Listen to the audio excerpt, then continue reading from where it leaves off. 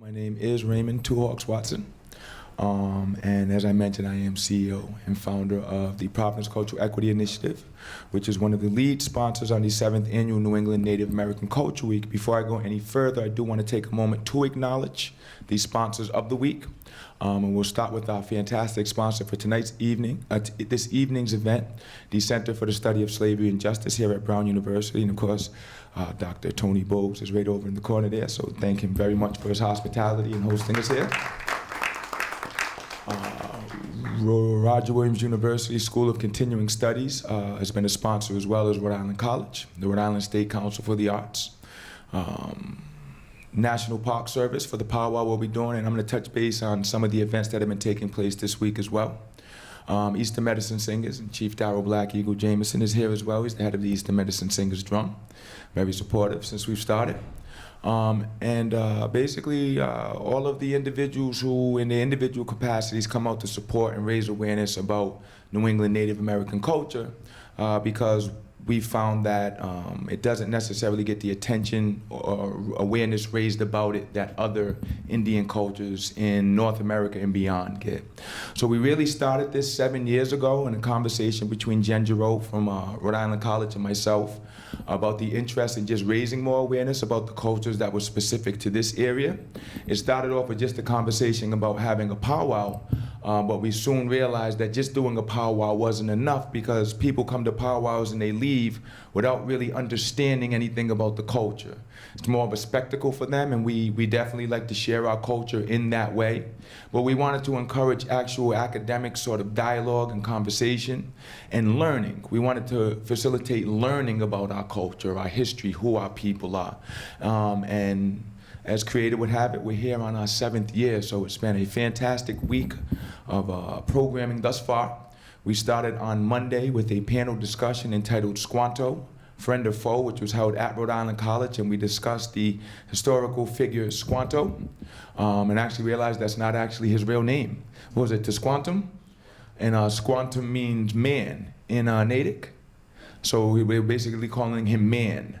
And the role that he played, getting kidnapped, taken over to Europe, finding his way back, getting kidnapped, brought back over there again, and then eventually making his way to be a translator between the Indians that were in the area and the colonists, and all of the, for lack of a better term, drama that came out of that and how it's impacted us even until this day. So it was a very lively discussion, pretty well attended, and it was a great way to kick off the week. Tuesday, we had a Nkomo Mswemi drum social in the courtyard for Roger Williams University School of Continuing Studies. It was an excellent event, and it was a great way to show right in the heart of the city that our culture is alive and well. So if people were driving down Empire Street, riding by AS 220, they saw a cultural vendor out there. They saw a food vendor out there serving traditional New England Native American cultural foods. And they saw the Eastern Medicine Singers out there rocking away as we usually do. So it was a very nice time. We do once again appreciate Roger Williams University for facilitating that as well. Last night we supported a gentleman by the name of Walter Callender, who has a fantastic initiative called Practical Innovations, which seeks to find and highlight and give financial resources and supports to individuals with innovative ideas that are coming from communities that are invisible in plain sight. So the basic premise behind Practical Innovation is that so many innovative ideas that have impacted the world have been found by big corporate entities going into third world countries and looking at what people are doing to survive on a daily basis. So they go and they kind of study these people, and then they come back here and they have the facilities and resources to take it to the next level. So they make lots of money off of these products like syringes and Tide and all of these different things that we use in our everyday life that we don't understand came out of someone trying to figure out a way to just survive on a daily basis.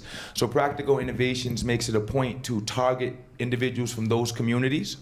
And he had reached out to us wanting to connect with the local Native American community. So we supported that event last night as part of New England Native American Culture Week, and we'll be following up with an event with them, sponsored by Rick as well, sometime in the near future. Of course, tonight we're here for our panel discussion on Indian slavery and unspoken history, and I'm really excited about this. As I started to learn more about my own history, one of the most exciting and also daunting and saddening things was to learn that a large amount of the slaves that were enslaved were actually darker-skinned Indians, and it's not talked about as much as it is the experiences of our African brothers and sisters. So we want to add that element to the discussion as well, to understand that this thing called slavery, it's not just for one group of people. It's not just the Africans who were enslaved. A lot of our Irish brothers and sisters made their way here through quote unquote indenture, which is slavery by another name. So this is an issue that affects everyone from a cultural perspective, and we really wanted to highlight an aspect of it that's seldom talked about. Tomorrow evening, in collaboration with Waterfire Providence, we will be having a torch honoring ceremony at the Roger Williams National Memorial, just to honor past and present supporters of the New England Native American Culture Week. So if you happen to be in the area, please do stop down. It'll be from 6:30 to about 7:30, quarter to 8, right at the Roger Williams National Memorial. And then, of course, how can you do anything with Indians if you don't have a powwow? So this Saturday and Sunday at the Roger Williams National Memorial will be the 7th annual Big Drum Powwow. It is a traditional Eastern Woodland Algonquin style powwow. So if you've been to powwows out west, you'll recognize certain elements of it, but the music is definitely going to be different. You'll be hearing a lot of the Algonquin dialects. The regalia is going to be different. You're going to see more Eastern style dress. And it's just a great time, smack dab in the heart of the city.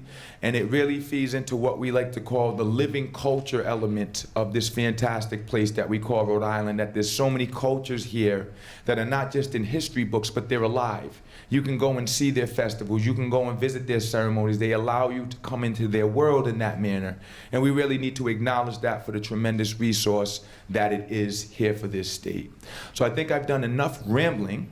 At this time, it is my great pleasure and honor. Oh, and I need to acknowledge Mr. Larry Wilson from Rhode Island College, who has been one of the coordinators for the tremendous events that are taking place this week. Larry, being the bright and proactive individual he is handing out flyers.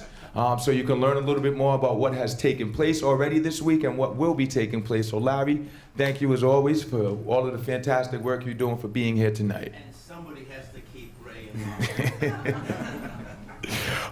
But it gives me great honor and pleasure to invite up PCEI's Chief Policy and Advocacy Officer and also an international Kingian nonviolence trainer, Mr. Jonathan Globe Lewis. If we could have a round of applause.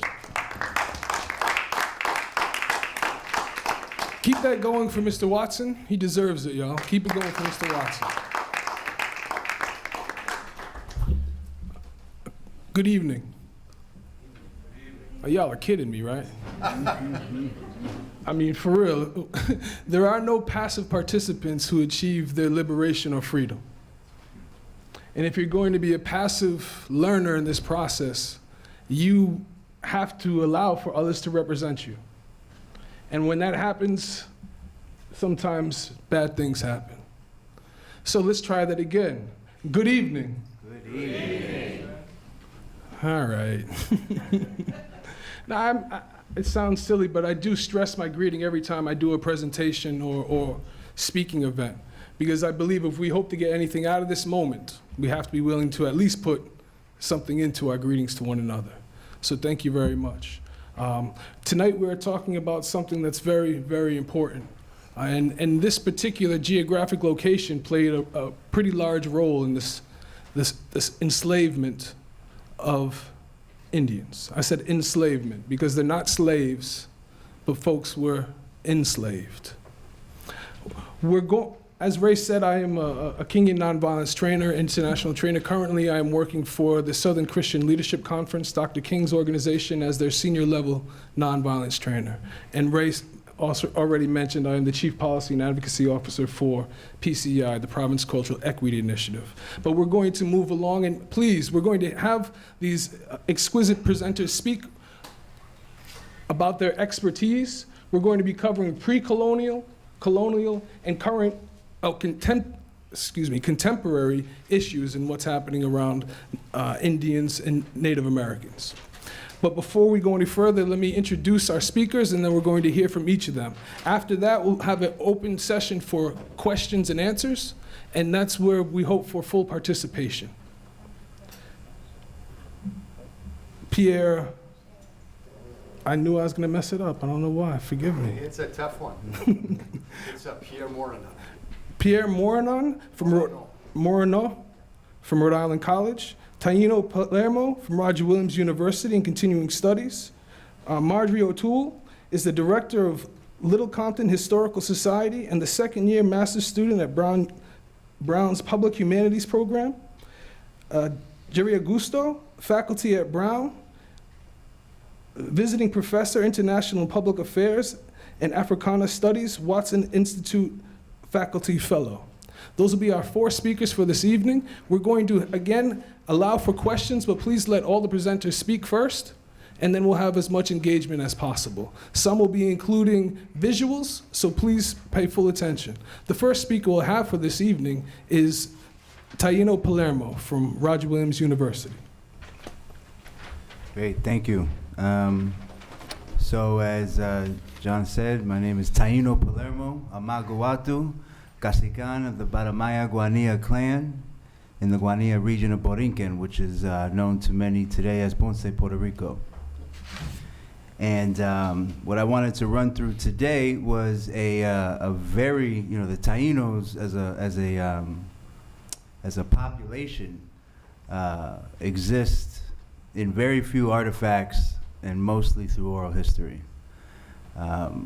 We hosted a Indigenous Peoples Conference last year and had Cacique Guanaqueyu, who is one of the last few predominantly full-blooded Tainos living today.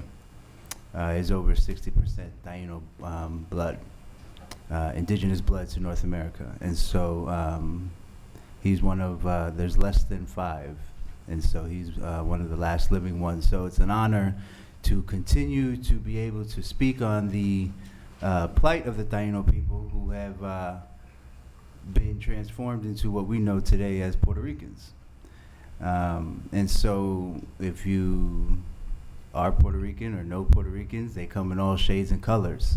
And that's because as their indigenous roots go, as Tainos, they were mixed with the Spanish conquistadors and African slaves. So I'm just gonna run through a timeline for you, which is a cross of a mixture of oral history and documented Spanish history, which will end with an image of a little piece of documented US history.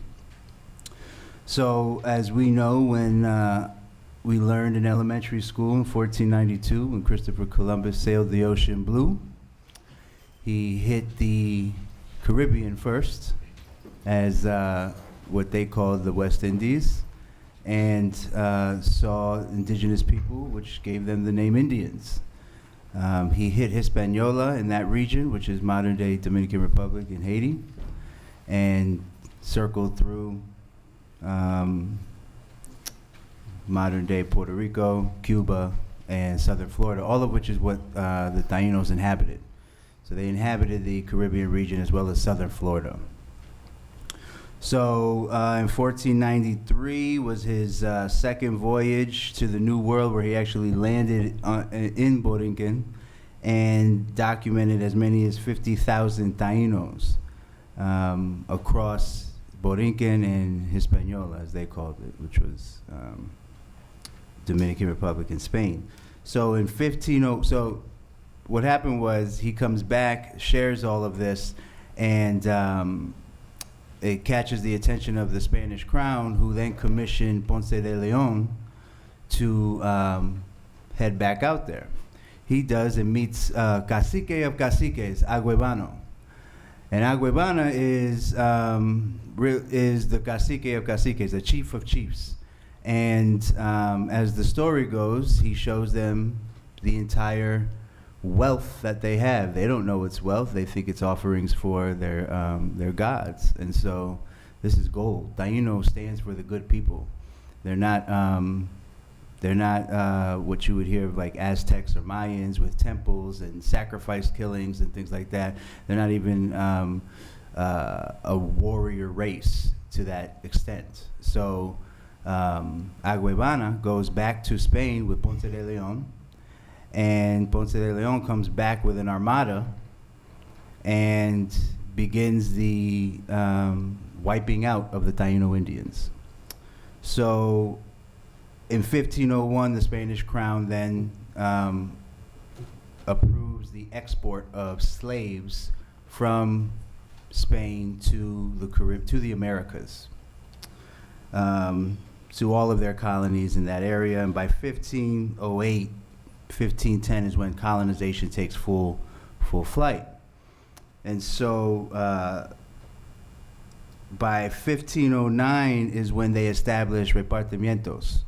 And essentially what that is indentured servitude. And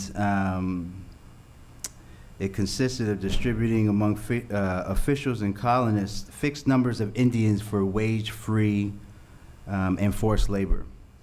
And so the crown then instituted something called encomienda, which is supposed to replace repartimientos after priests were in an uproar about the treatment of these indigenous people. So Spain, being the colonizer, just rebranded slavery. And then by as the Taínos saw Spaniards coming with their ships and weapons and things that they had never seen before, they thought they were immortals. And so Cacique Yuaran and his warriors, as the story goes, drowned San Diego, which was a conquistador who was notorious for beating, killing, and raping Taínos. They drown San Diego and watch him for 7 days to make sure that he doesn't rise. And when he doesn't, word spreads across all of the islands that the Spaniards are not immortal. And an uproar begins, and Spain then begins a war against Taínos. And what was once kind of like a soft enslavement became an all-out slaughter and full enslavement, to which many Taínos fled to the mountains or off the island. And many died along the way, but they also dispersed to parts of South America and the Gulf Coast. And so by 1513, African slaves are introduced into the island. And by 1517, King Carlos V authorized the importation of 4,000 slaves to the Caribbean. So from 1520 to the 1800s, there was an ongoing slave trade that passed through the Caribbean. And as you could imagine, by this time, as they're colonizing the United States, it's continuing on through the Caribbean.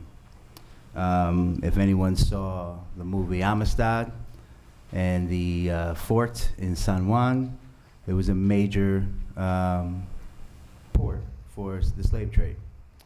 And so by 1803, all the major global powers were starting to abolish slavery among their colonies: the British, the Dutch, the French. Spain, on paper, abolishes slavery in Puerto Rico in 1873. However, I have an image there.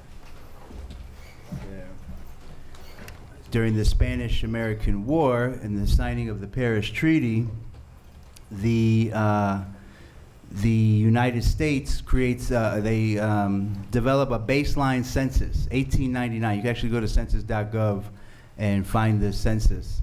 It's the baseline census for, for Puerto Rico by the U.S., taken in 1899, that enumerates coloreds, free and enslaved, men and women. And so at some point in time, there was an agreement to adhere to the abolishment of slavery, but obviously there wasn't. If the U.S., as they start enumerating individuals in Puerto Rico are now, they're documenting slaves there, and colored slaves. So what's also interesting about the 1899 census of Puerto Rico is that they also validate the existence of Aborigines. So they mention in this census that Spain, for a long time, was boasting about the genocide and the wiping out of the Taínos. Yet, what the census says is that there are captains who are scouring the land as they start colonizing and taking over and finding Aborigine, this is a quote, Aborigine-looking people with wide noses, flat in the front and back, who are, who must be Aborigines and disproving the claim of Spanish census, because Spain kept census as well. So that was Spain tried to establish the paper genocide of Aborigines by just calling them dark slaves, and the U.S. creating a baseline census references Aborigines as people in the mountains in 700 or 800 numbers, but anyone who was of a darker complexion was either white or colored. There was no acknowledgement of Aborigines or Indians, Taínos in particular, after that census. They then become Puerto Ricans. And so the classification begins that way and continues to today.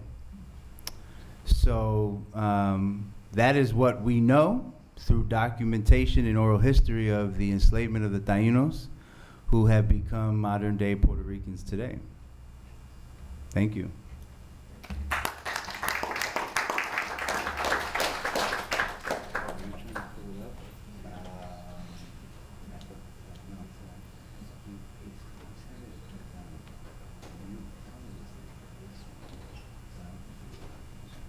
You said you hit the lane, the circle underneath the picture.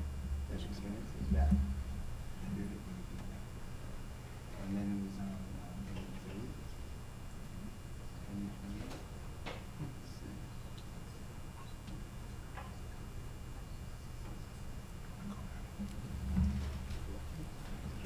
Let's thank Dr. Palermo one more time for that analysis.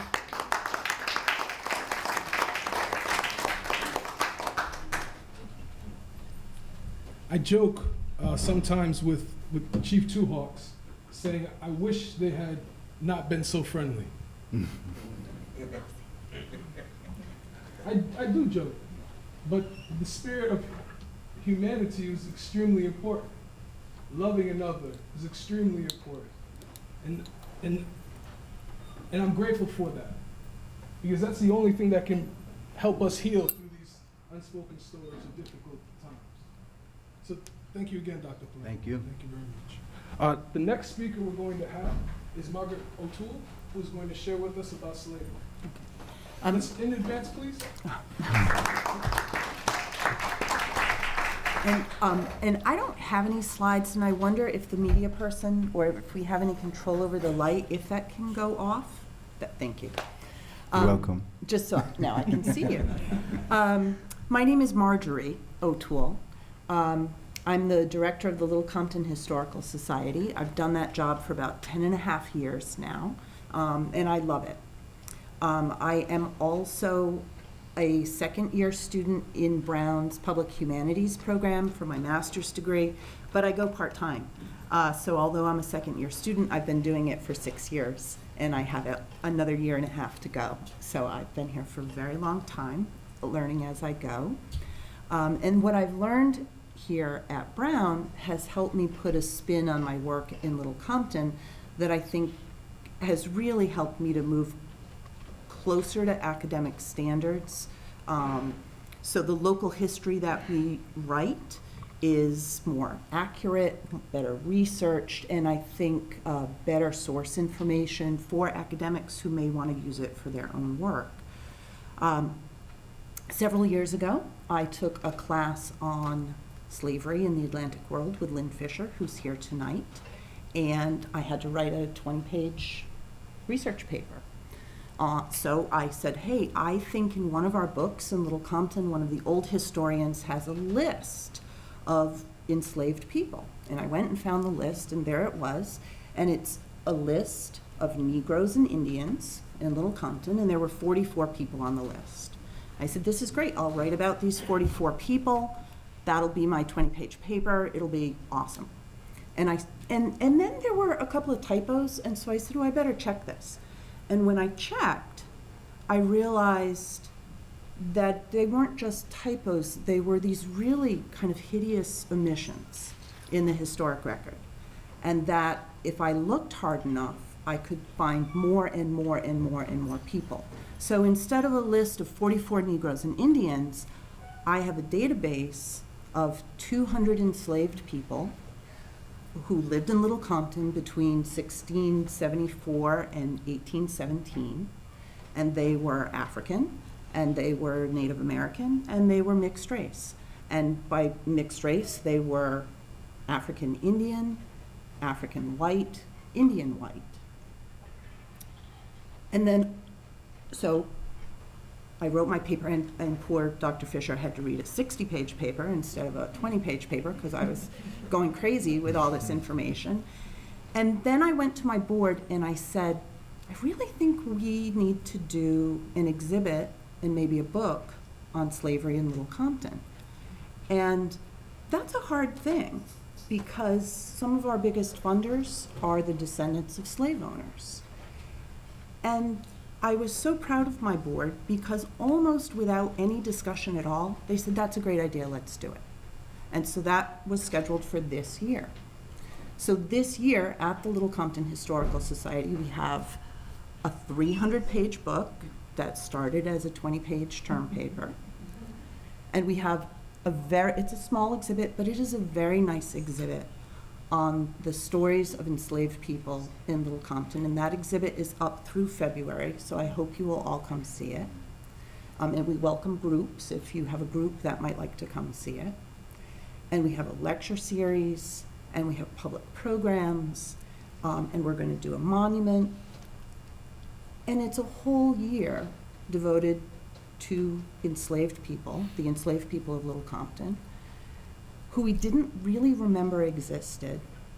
And as we're getting really kind of close to the end of putting all of this together, this is 2016, you check through your notes and things don't always hit you the first time you see them. So I was maybe 6 weeks away from sending this off to the publisher. And I was like, you know what? 2016, the last enslaved woman in Little Compton received her freedom in 1816. That's our 200th anniversary of freedom in Little Compton. And I have shivers when I say it, and I had shivers when I realized it. And I was like, okay, well, I know what day her master died. So I thought I knew what day she was freed, and then I called a lawyer, 2 lawyers, and I said, so in a will, does it go into effect the day the person dies, or does it go into effect the day that it goes through probate? And they both said, oh, probate. Okay, so I know what day it went through probate. So I know that August 5th, 1816, was the last day that someone was enslaved in Little Compton. And I know that with confidence because it lines up with the census records and so forth and so on. So by accident, we scheduled our year exploring slavery on the 200th anniversary of freedom in the town. And I don't want to get too goofy, but I think sometimes there have been powers greater than I moving me through this project because sometimes things have just worked out better than you would expect them to work out. So what we have are the personal stories of the enslaved. I really, really like the history of ordinary people. I think that helps us understand the world so much better than the history of famous people or the history of elites. So one of the most important things to know is that I've lived in Little Compton all my life. That's probably the most important thing about me, which is very strange, but you've all heard of English exceptionalism.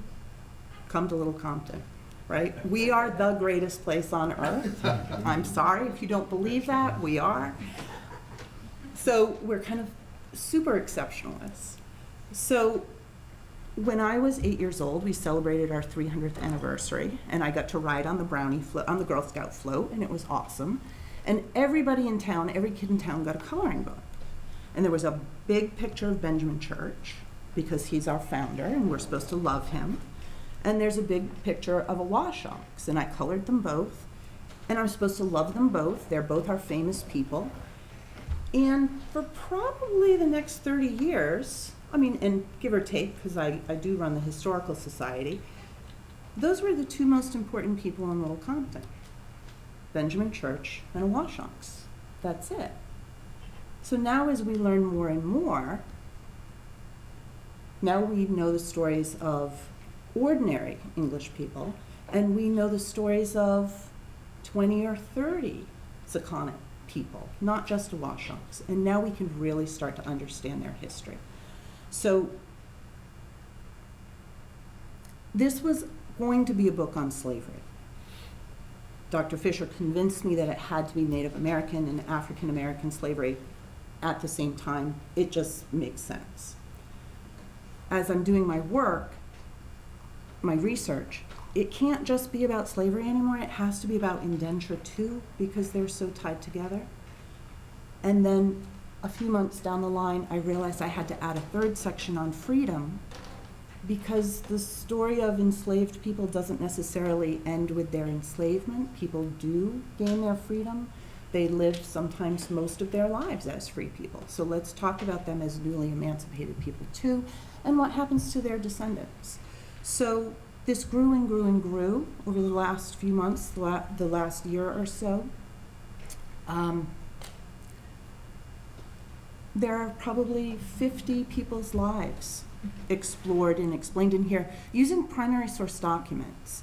And I think it's a great way to try and understand the institution of slavery through these personal stories.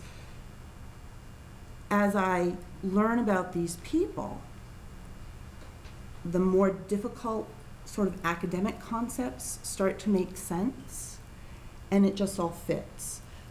So because I work for a nonprofit, I get to blatantly push people to purchase things like this. So please buy this book and learn about the lives of enslaved people in Little Compton. But I want to talk about, just mention two other books as well, actually 3 others as well.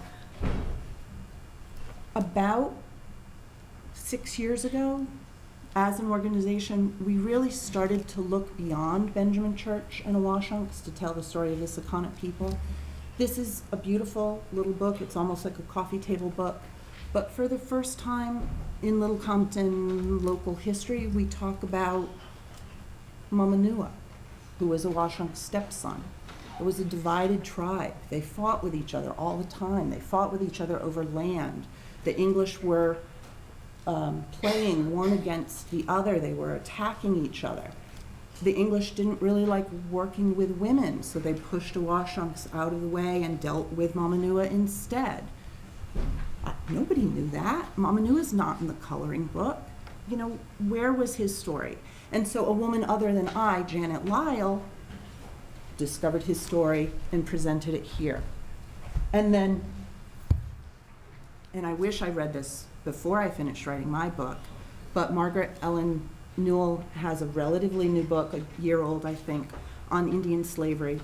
Everybody in this room should read this book. It leaves you without a doubt that the Pequot War and King Philip's War centered on slavery, centered on the desire to enslave Native people.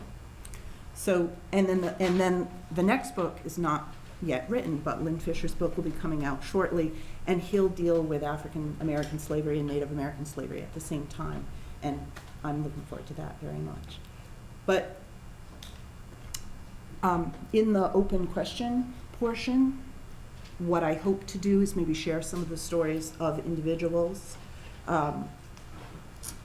because each person that I encountered in the research taught me something about the institution of slavery. And this, and about the local nature of the institution, how it would change from location to location.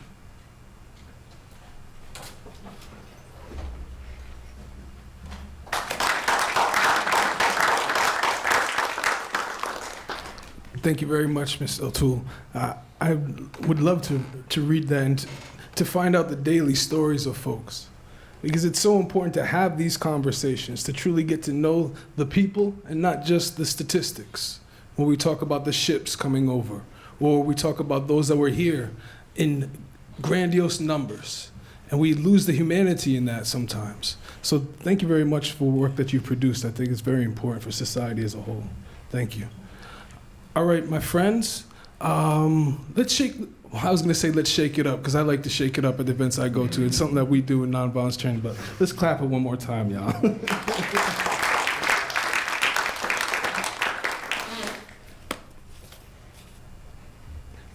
Jerry Augusto, professor here at Brown University. And I think I go ahead.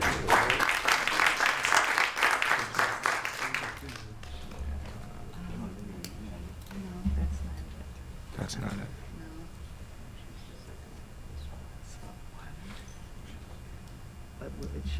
That's the problem. Oh, my goodness. There we go. Is that what you Now, want? yeah, You want to hit that right there? we'll try. Okay.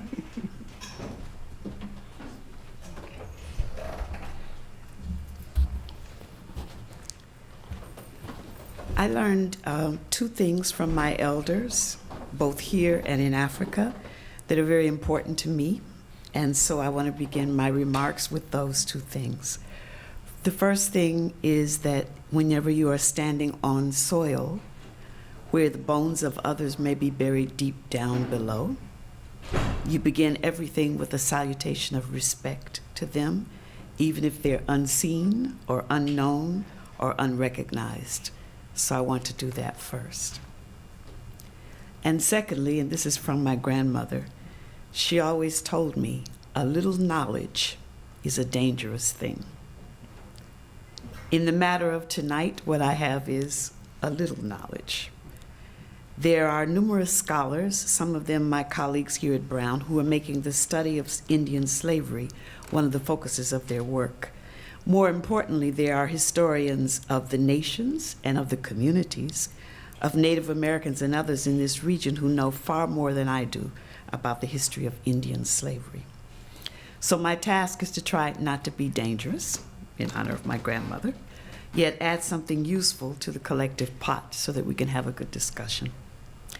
I'm going to do that by focusing on a few thoughts around the question of Indian slavery, which have come up in my own work. That work is not so much about slavery as it is about the kinds of interactions, usually contested and in conditions of violence and duress, but also which occasioned the exchange of knowledge, which took place between indigenous people, enslaved Africans, and colonizing Europeans in the Americas and in Southern Africa. In the interest of time, I want to do this by images. I hope that this setup works. If not, you're going to have to imagine what I'm saying. And I'll give the briefest of remarks about 3 historical spaces on which my thoughts have been focused in the past, over the past decade. And we might be able to return to some of them later or on another occasion. The first set is going to be about Dutch Brazil and the early 17th century sugar plantations. The second set is from New England to the Caribbean. And the third set is Long Island, from Long Island to Providence, and the Harlem Renaissance. And we'll see if this actually works.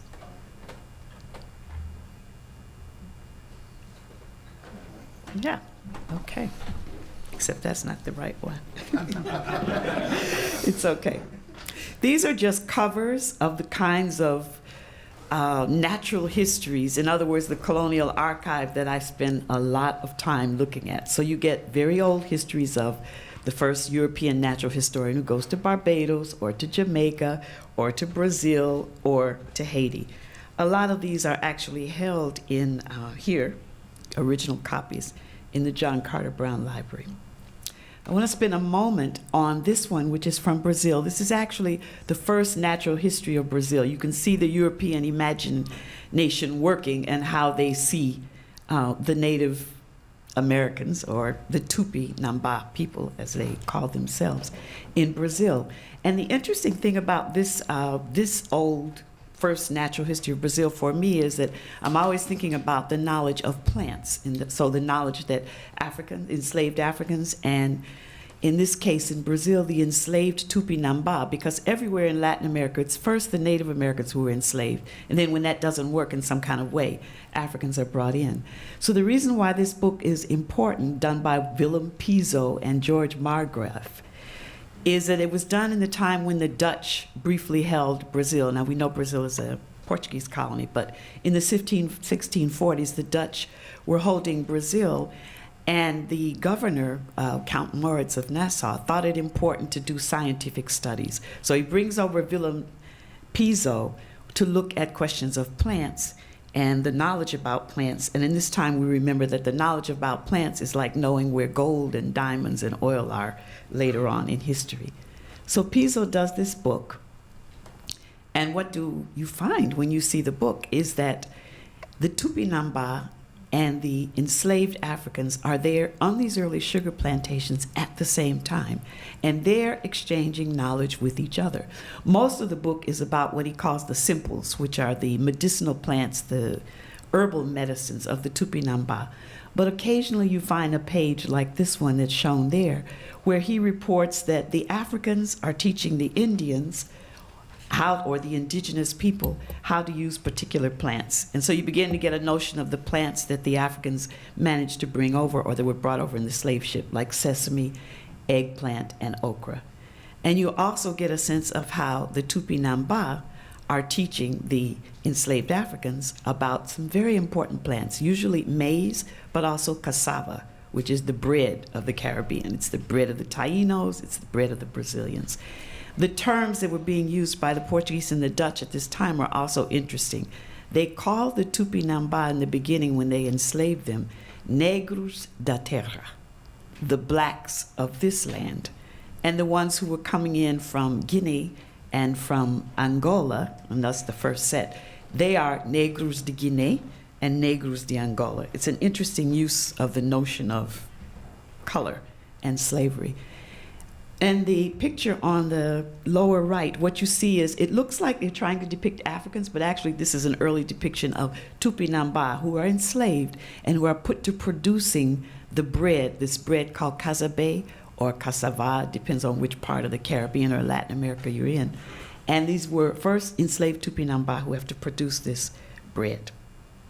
So for me, this is an interesting evidence of not just the enslavement, joint enslavement side by side of Native Americans and enslaved Africans, but also of the knowledge they exchanged and the knowledge and the wealth of knowledge that they bring to the colonizers.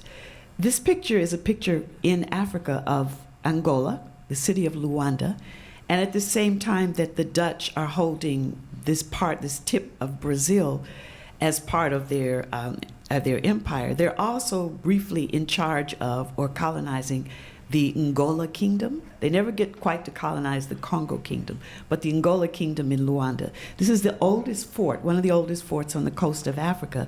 It's San Miguel de Luanda, built in 1576. And the interesting thing is that when the Dutch, built by the Portuguese, when the Dutch take Luanda briefly in the 1640s, they bring over Tupi-Namba masons, stonemasons, sailors on the boats. And some of those Tupi-Namba escape altogether. They melt into the kingdoms, what were then the kingdoms of Congo and Ndongo. So one interesting research question for me is sort of like the disappeared Taino. Where did these people go? And what would thinking about them teach us about slavery and the relations among Africans and Native Americans with respect to slavery, and not just slavery? This is a picture with which I'm sure it depicts things that most people in this region would be familiar with, which is the massacre of the Pequot in 1937 in Connecticut. This is one of the beginnings of a massive deportation of Native American people from New England to the Caribbean. So it then posits another question. Where did these people go? They go to everywhere in the Caribbean.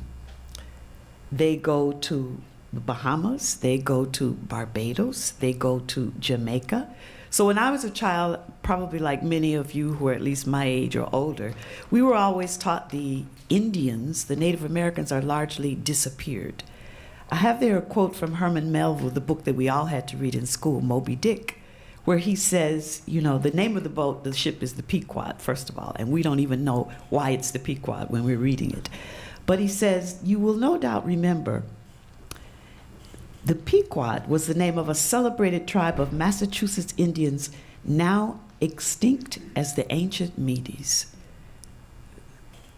So he's writing this in 1851, but these supposedly extinct people, many of them are not just still here in New England, but are also in the Caribbean. And in fact, one of the things that was most astonishing to me in trying to do the research of Black people and Native Americans side by side in this question of slavery is an intra-American slave trade that went on in the Caribbean, a waterborne traffic. They didn't cross the Atlantic, but was going around in the Caribbean, was a very, very large flow of slavery. The estimate now is that over a period of 400 years, more than 2.5 million Native persons, many of them from New England, were in slavery in the Caribbean. This is besides the Taino who lived there. This is another set. And this saltwater trade expelled them all over the Caribbean, to Little Bonaire and Curacao, to the many small Lucayas, to Hispaniola, and to Puerto Rico. In fact, one study done by Resendez, which is called The Other Slavery, is that in the period between 1670 and 1720, from the Carolinas, South Carolina in particular, more Indians were exported out of Charleston, South Carolina, than Africans were imported into Charleston, South Carolina.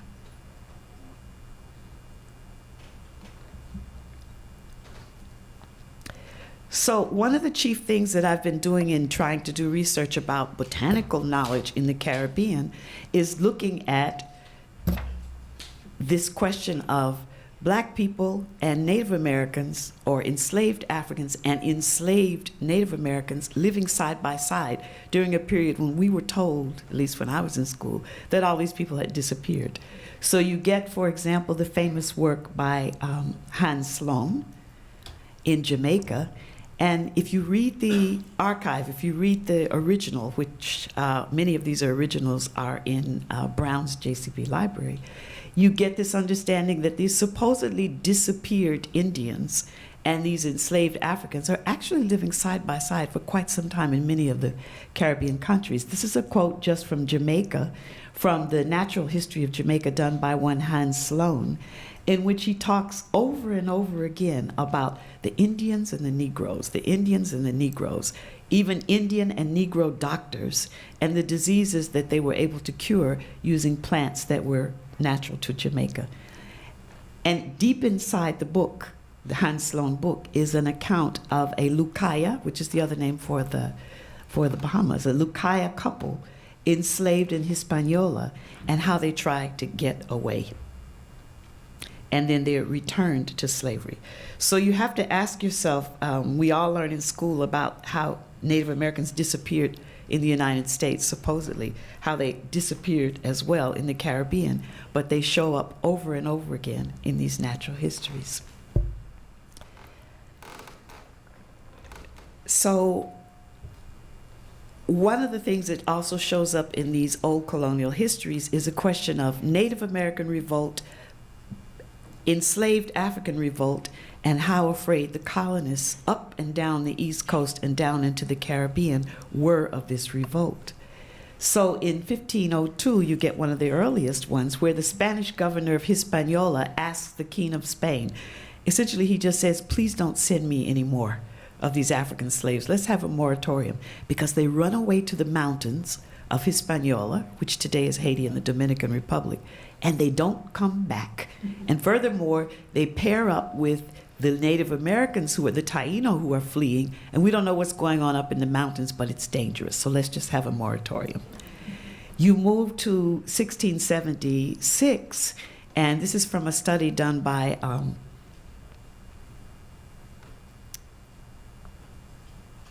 Professor Linford. Yeah, where are you? I think he's here somewhere. Exactly. One of his early studies, because he continues to do this work. Dangerous Designs, the 1676 Barbados Act to prohibit New England Indian slave importation.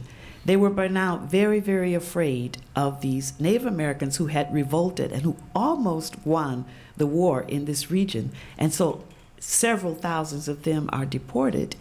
And the governor down in Barbados says that, he really doesn't want any more of these. Many of them are already there, but he says he really doesn't want any more of these because it's like a contagion to have them. These Native American uprisings that are taking place in Virginia and Maryland and New York, and now these people are deported or sold down into the Caribbean and causing trouble. This happens over and over again in the Caribbean. The quote at the bottom is from a famous Caribbean poet and historian, Kamal Brathwaite, and he writes a poem about, just part of it, is about the Maroon Coast in Barbados, which many people think, there weren't any Native Americans left there. And he writes about the ones that got away, the ones that found a settlement somewhere on the coast, which they call the Maroon Coast of Barbados. And he talks about how they got away and how important it is that they found their freedom.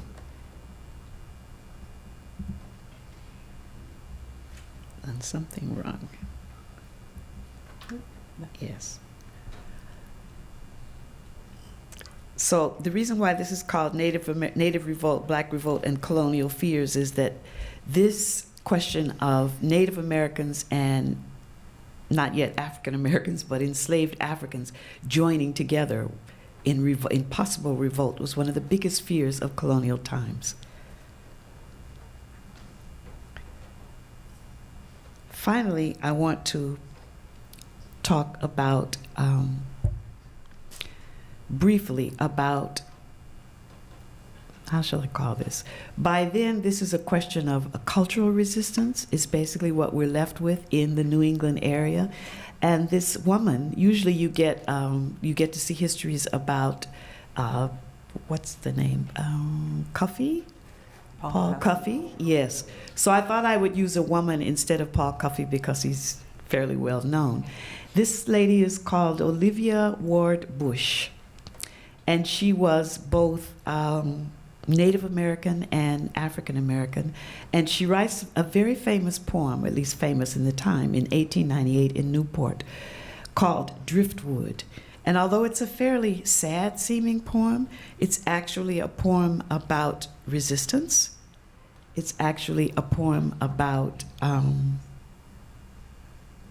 the fact that, like Driftwood, the Native Americans, who by then are very much mixed in this area of New England with African Americans, still managed to endure. And in the final part, she says that with their lives, some poor misshapen remnant still survives of what was once a fair and beauteous form, and yet some dwelling may be more bright. Someone afar may catch a gleam of light after the fury of the blighting storm. This poem is actually a poem about resilience of Native Americans in this New England region. So I want to close with that. I actually had closed with something else, but I didn't bring it with me, which is a weaving, a carving that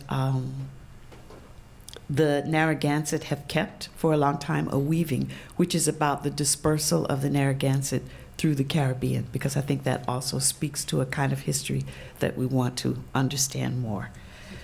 So, in conclusion, I want to close with what I hope that some of what I've sketched tonight leads us to think about. The kinds of projects where the historians of the nations and communities, the colonial archives, and a rereading not just of the secrets buried in the soil, but the wisdom inserted in poems and songs, in weavings and carvings, might bring us a greater understanding of the historical phenomenon of Indian slavery in the Americas. I want to suggest that this could lead us not just to new histories of what my friends on the Bahian coast of Brazil call the people of the waters, but new works on the nature of rebellion and revolts for freedom and for sovereignty in the Americas, from the eastern woodlands to Barbados and Brazil, and a different kind of critical triangulation of our knowledge about slavery in this old world, it's not a new world, in this old world and the Americas. I think Brown, with its new Native American and Indigenous Studies initiative, could be becoming a good place to try that out. Thank you.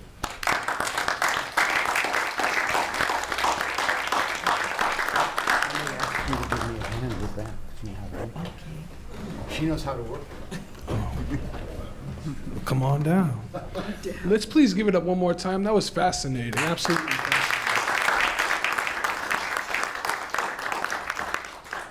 And the idea that that story is not being told of the natives being shipped elsewhere.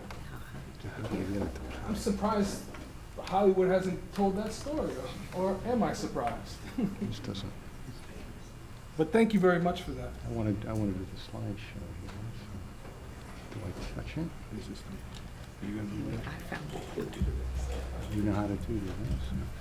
There we go. Is it working? All right.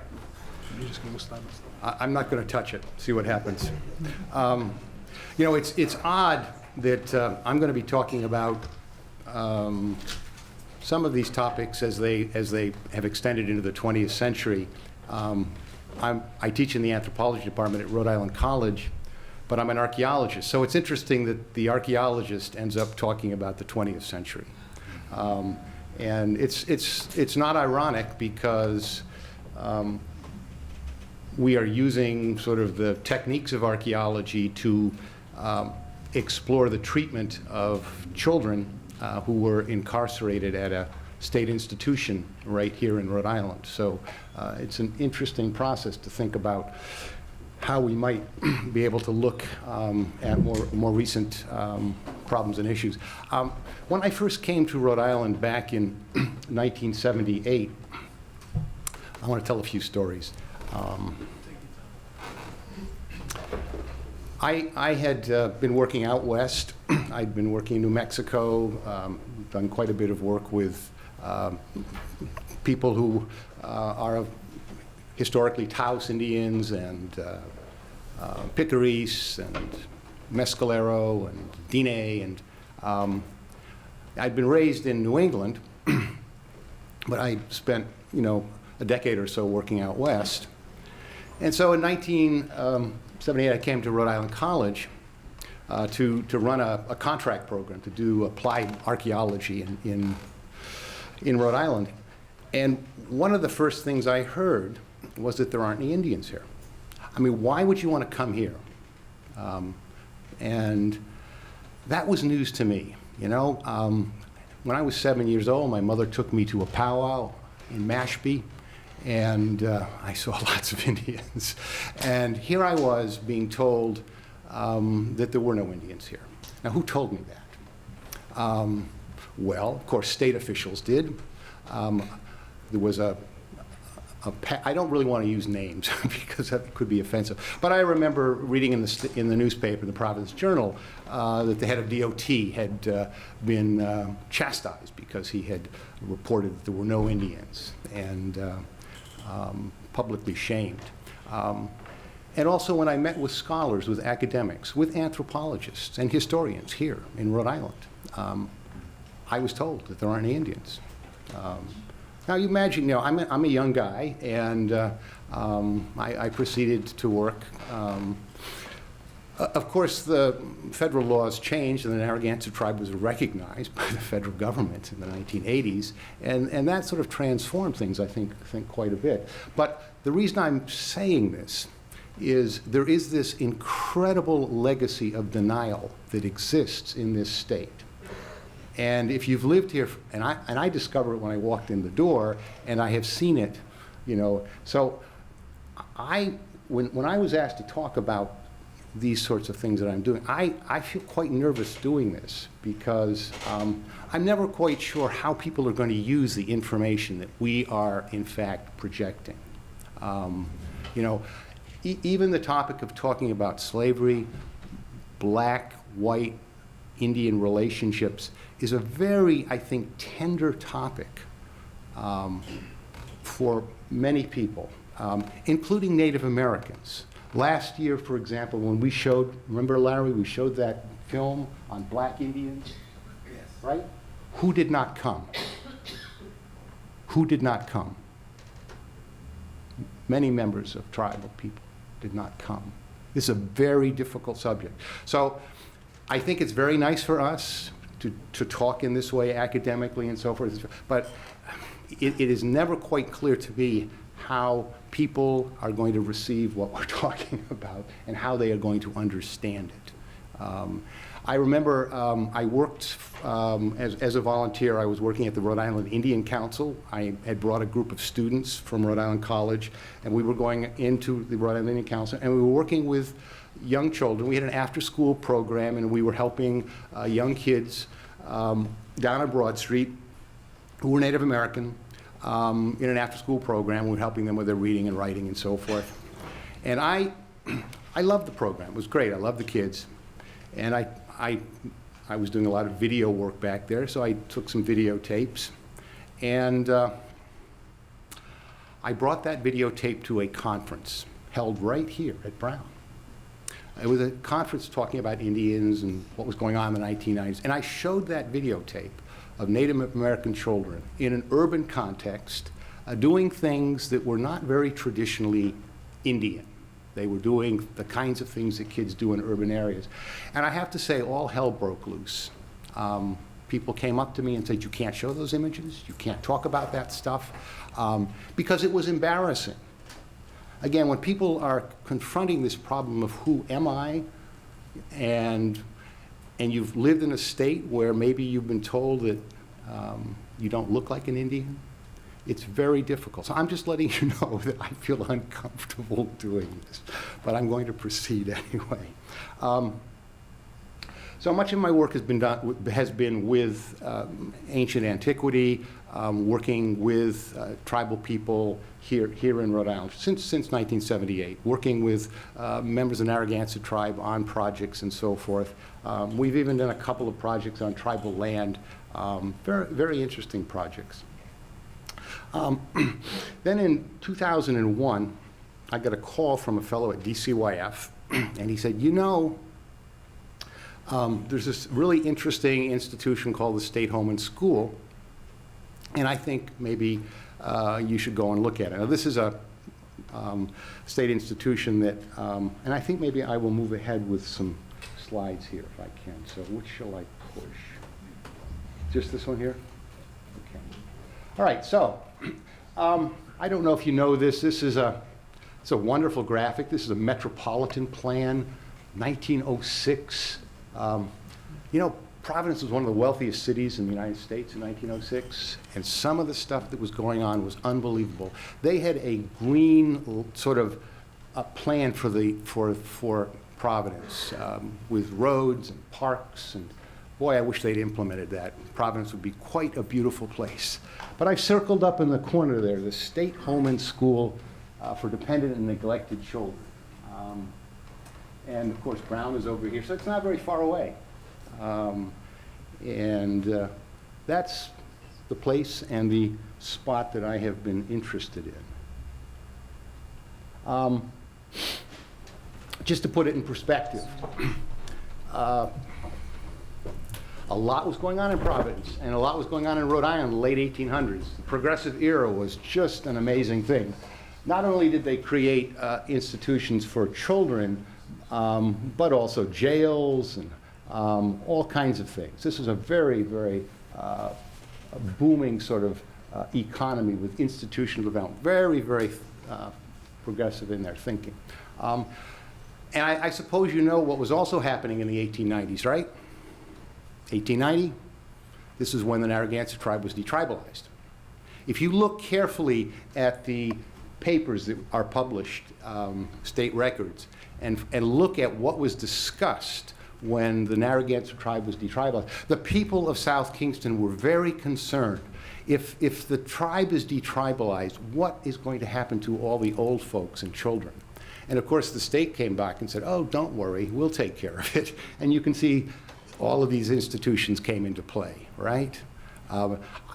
It is, of course, coincidence that we're talking about here, but the logic is inescapable, that these institutions took on the role of caring for people in all kinds of situations, but the Narragansetts and tribal people now had the state and these state institutions to play with.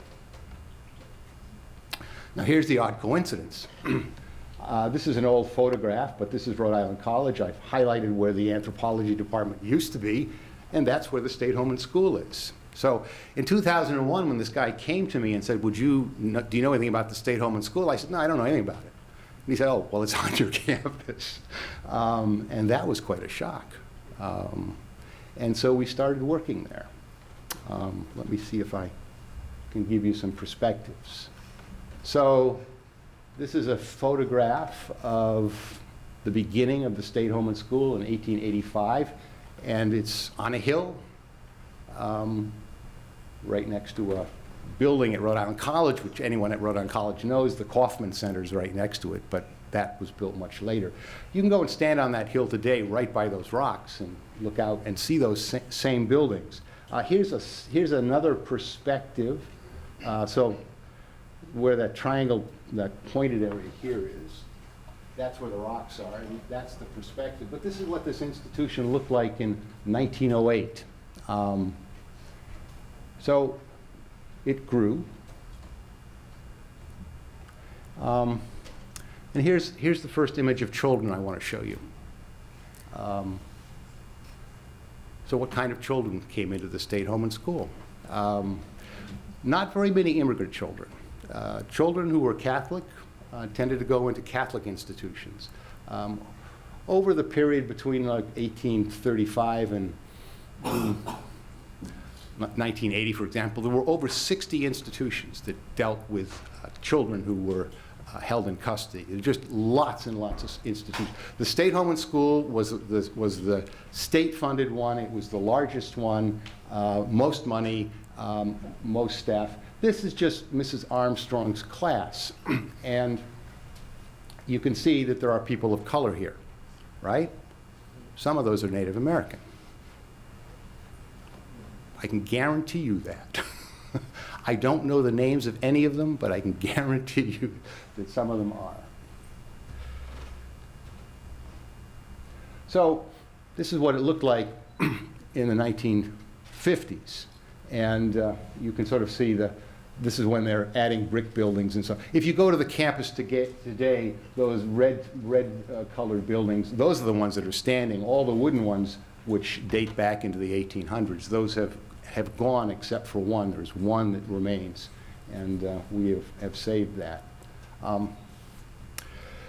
So every year, a few hundred children went through this institution. Some of them stayed just for a few days. Some stayed throughout their childhood. It's a highly varied thing. Over the course of a century, well over 10,000 children went through this institution. It was big. If you think about 10,000 children with siblings, with brothers, sisters, with family members, with cousins, with uncles, people getting married, people living in communities, people going to church and so forth. When you think about how many human beings in Rhode Island have been involved with this institution in some way, it's really quite large. So when we talk about invisibility, the invisibility that I'm focusing on here is the invisibility of children held in custody. And happen to be people of color, white, all sorts of backgrounds, and of course Native Americans. So I'll just show you a few slides of, here's some of these are quotes out of the Providence Journal. One of the things that's very nice about state institutions is that there are hundreds of newspaper articles on it. All have been inventoried. It's very nice sort of visual record. This is kind of I put this in for shock, 2 babies die of food poisoning, doctors probe state home epidemic.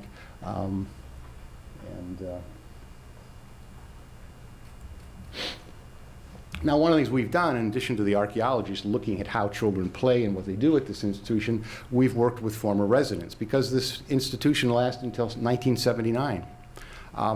My first taste was in 2002 when I started talking about this project in a class. A young woman raised her hand and she said, my mother was there.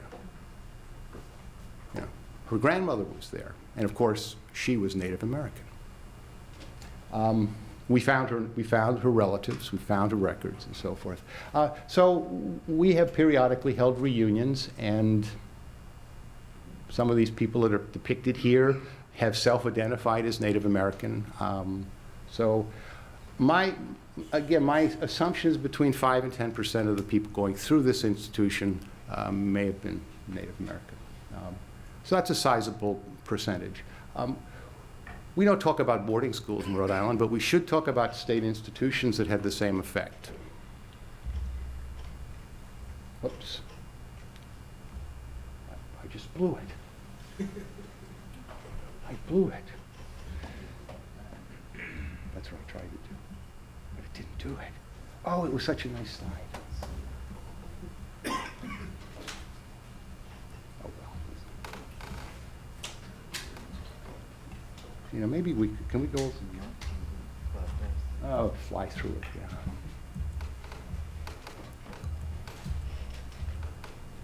yeah. There we go. So, you know, some people actually can go home, which is nice.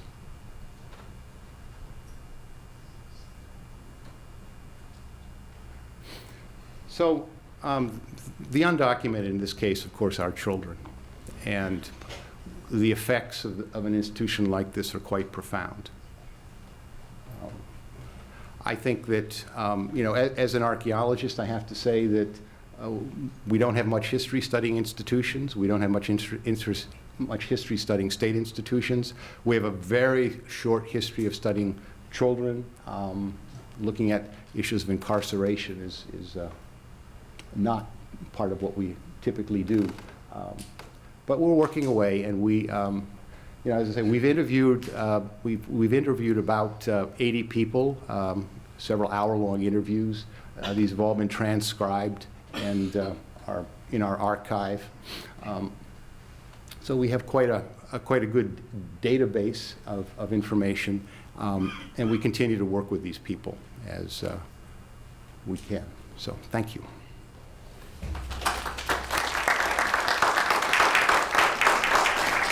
Please keep it going. Let us thank our presenters, y'all. Please keep it going.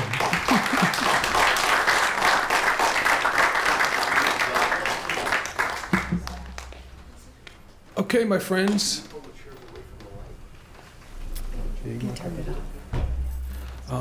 Right now, we'd like to come to our question and answer component to our session.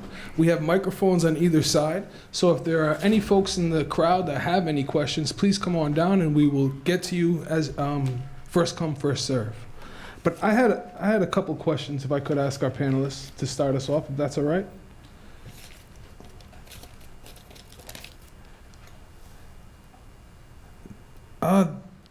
Dr. Palermo, do you mind? What has it meant to you to learn about your traditions? And have the Taino people disappeared? And what are they doing now? Well, I'm a little, I'm kind of an exception. My parents wanted to never forget my Taino roots by naming me Taino. My sisters have Taino names. My middle sister, her name is Guanina, which is a play on the Guanilla region by which we come from. My middle sister, my oldest sister's middle name is Saray, which is one of the Casican's daughters, so she's a princess. I was always aware of the existence of Tainos. I grew up in American public schools, so I kind of just ate what was fed to me about Native Americans, about Christopher Columbus. I found out later on in life that Christopher Columbus was a large part of why I didn't know about my people. And then being a Puerto Rican from the Bronx, it was of no surprise that there was black in my blood, African in my blood. Puerto Ricans and blacks in New York City are like one and the same. That was of no shock to me. I think learning about the real breakdown of the conquistador, the Taino, and the African slave, and the trifecta that makes up a modern-day Puerto Rican was an eye-opener to me. I think what really blew my mind was really understanding oral history, documented history, how it all pertains to classification and identity. And so, you know, I've always known myself as a Puerto Rican, but what does that mean? You know, Puerto Rico isn't a country. We don't govern ourselves. And there was a really great article about why is Puerto Rico marching in the Olympics? Why aren't they marching with the United States? So there's an identity crisis among Puerto Ricans, which is very closely tied to the economic crisis in Puerto Rico.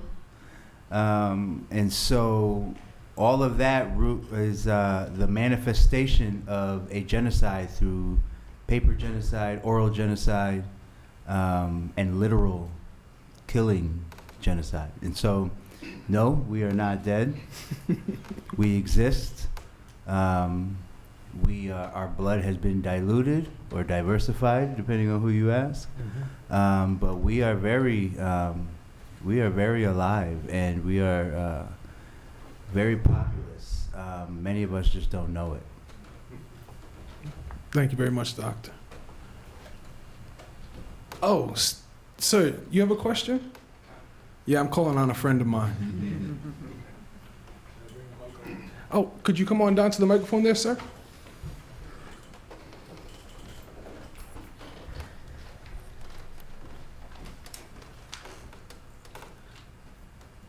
Well, I guess my question would be for Professor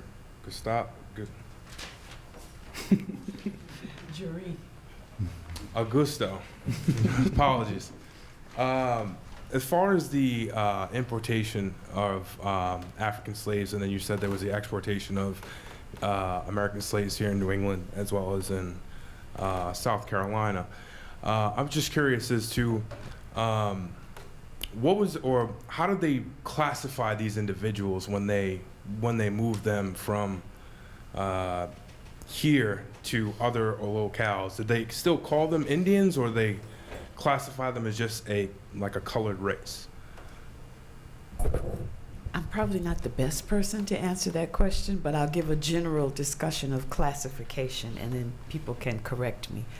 In the early records, you see people classified by the names of their nations, and I mean Native American nations. As time goes on, you begin to see them classified as things like mustee. And after a while, you begin to see those who are mixed African and Native American get progressively classified out of the Native American part of their heritage. You begin to get a loss of people's names from the nations from which they come, and they get classified as Indian, and you get a progressive moving out of people who are part Native American, part African American, into African American. So the time that that I was talking about, which is kind of an earlier colonial period, some of those names still would have been used, but when they get to the Caribbean is when they really get lost into just being called the Indians, because these are exported from the United States because of the rebellions and the revolts, and sold into the Caribbean, where they practically disappear in some of the places that they were expelled to. And that's a different case from the Taino, who always lived there. This is where they were from. But the ones who were expelled from the United States, parts of the coast down, and they gradually kind of disappear into the population, intermarrying with enslaved Africans, primarily, in the case of the Caribbean.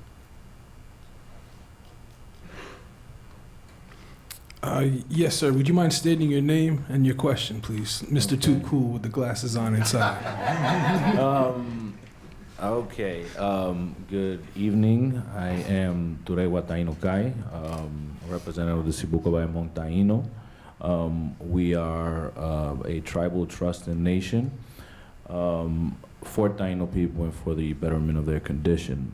My question had to do with specifically some of the, well, it's pertaining to Dr. Augusto.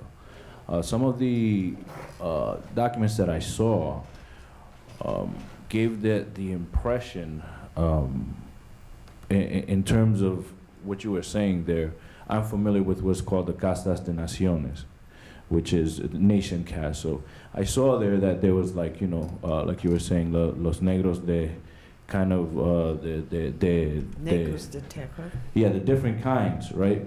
But did you, I had a question about that, but I'm trying to figure out how to frame it because it seems to me that the basis of slave trade to the New World or within the New World initially had to do with nations and what those nations' skill sets or what they were prized for, physical attributes or whatever it was. Eventually, over time, I understand that in the Caribbean, it turned into many different castes that had many different interesting names, whether you call them mulatto, criollo, whatever, all these different things. I kind of had a question, and I don't know if you came across this in your research at all. Because there was so much exporting of people within the Turtle Island, between the Americas, were there at times ways in those records that did not match with some of the names, for example, like, because my theory has kind of been that they within the slave trade, they would falsify records, falsify the names of people or where they perceive them to come from, and then that's how kind of paper genocide goes in terms of some of the names. So what did you come across that was similar to that? I think you have the clue when you say that the names begin to be made up and falsified. In the case of enslaved Africans, a lot of times the classification comes out of the port by which they left Africa and come to the New World. It doesn't mean that those people are necessarily from that area. They could be in the general hinterland and then get that name and come. In the case of Native Americans, it's different. The one that I showed for Brazil, remember this is very early Brazil. This is like early 1600s. Brazil is founded as a colony in the 1500s. And this expression, negros da terra, blacks of this land, is something that the Portuguese made up. The names of the people who lived in the area are on the coast, especially were Tupi, Tupinamba, and others, you know, as you go further into the Brazilian interior. But all along the coast, those people were Tupi. So to call them negros da terra is something that the Portuguese, or let's say the Spanish and the Portuguese, are beginning to do a classification as they wish to classify people. So they're classifying them as blacks of this land. And then the ones who are being brought in slightly later from Africa are classified as blacks from Guinea or blacks from Angola. Those would be the two earliest for this place. But you are right, your implication is that these names are mixed up, made up, and in time replace the actual names that the people call themselves. Yeah. Thank you. Why does that matter? Why does the changing of one's name matter? I guess I'll throw that to anybody in the room, because I think it's important for us to continue to explore that a little bit, if at all possible. For the descendants. I'm sorry? It matters for the descendants. People trying to make those connections between their ancestors and the lives here. I think it matters because individuals have names, and those names are tied to lineages, which are tied to tribes. Oh, okay, all right. So individuals have names. Names are tied to lands, which are tied to tribes or lineages, which denote at many times a chronological history, whether it's an oral history tied to a name that's tied to a land, which allows individuals to tie themselves to nations, which allows individuals to make claims. those claims, whether they be on land or resources, equal self-sustainability. And without self-sustainability, there is no survival to a people, a culture, or a way of life. Thank you. We had another comment back there. Yeah, just wanted to reiterate that it's an attempt to steal identity. If you change the historic and traditional identity of a person, and the descendants will become confused and not know who they are, and it's a way of amalgamating everyone into this pool of America, Sure. of many people of different identities who are now just Americans, and so you lose who you really are. And one thing that was done in the South that I know of, but probably throughout America, there were state officials that actually changed birth records of Indians, and they would just arbitrarily change it to white or black. My great-great-grandfather and grandmother, their birth certificates say black, and they would probably Cherokee that because that's our historic lineage, that traditional, oral tradition of our family is that we're Cherokee on that side, and then their children were changed back to white because then they left race arbitrary. right, so that the next generation, their birth certificates say white. So how do you figure that out? So yeah, it's a way to steal identity, and it's just part of what the U.S. government has been doing for 500 years. So wiping out their culture, right? Yes. And if we put that term of identity theft into current context, we all know that deals with our resources, that Right. deals with our capital, that deals with our money as well. Could we have another? Europe had decimated their woods, and one of the big reasons they came here was our gigantic trees to build ships and houses and cathedrals and whatever, and we were in the way.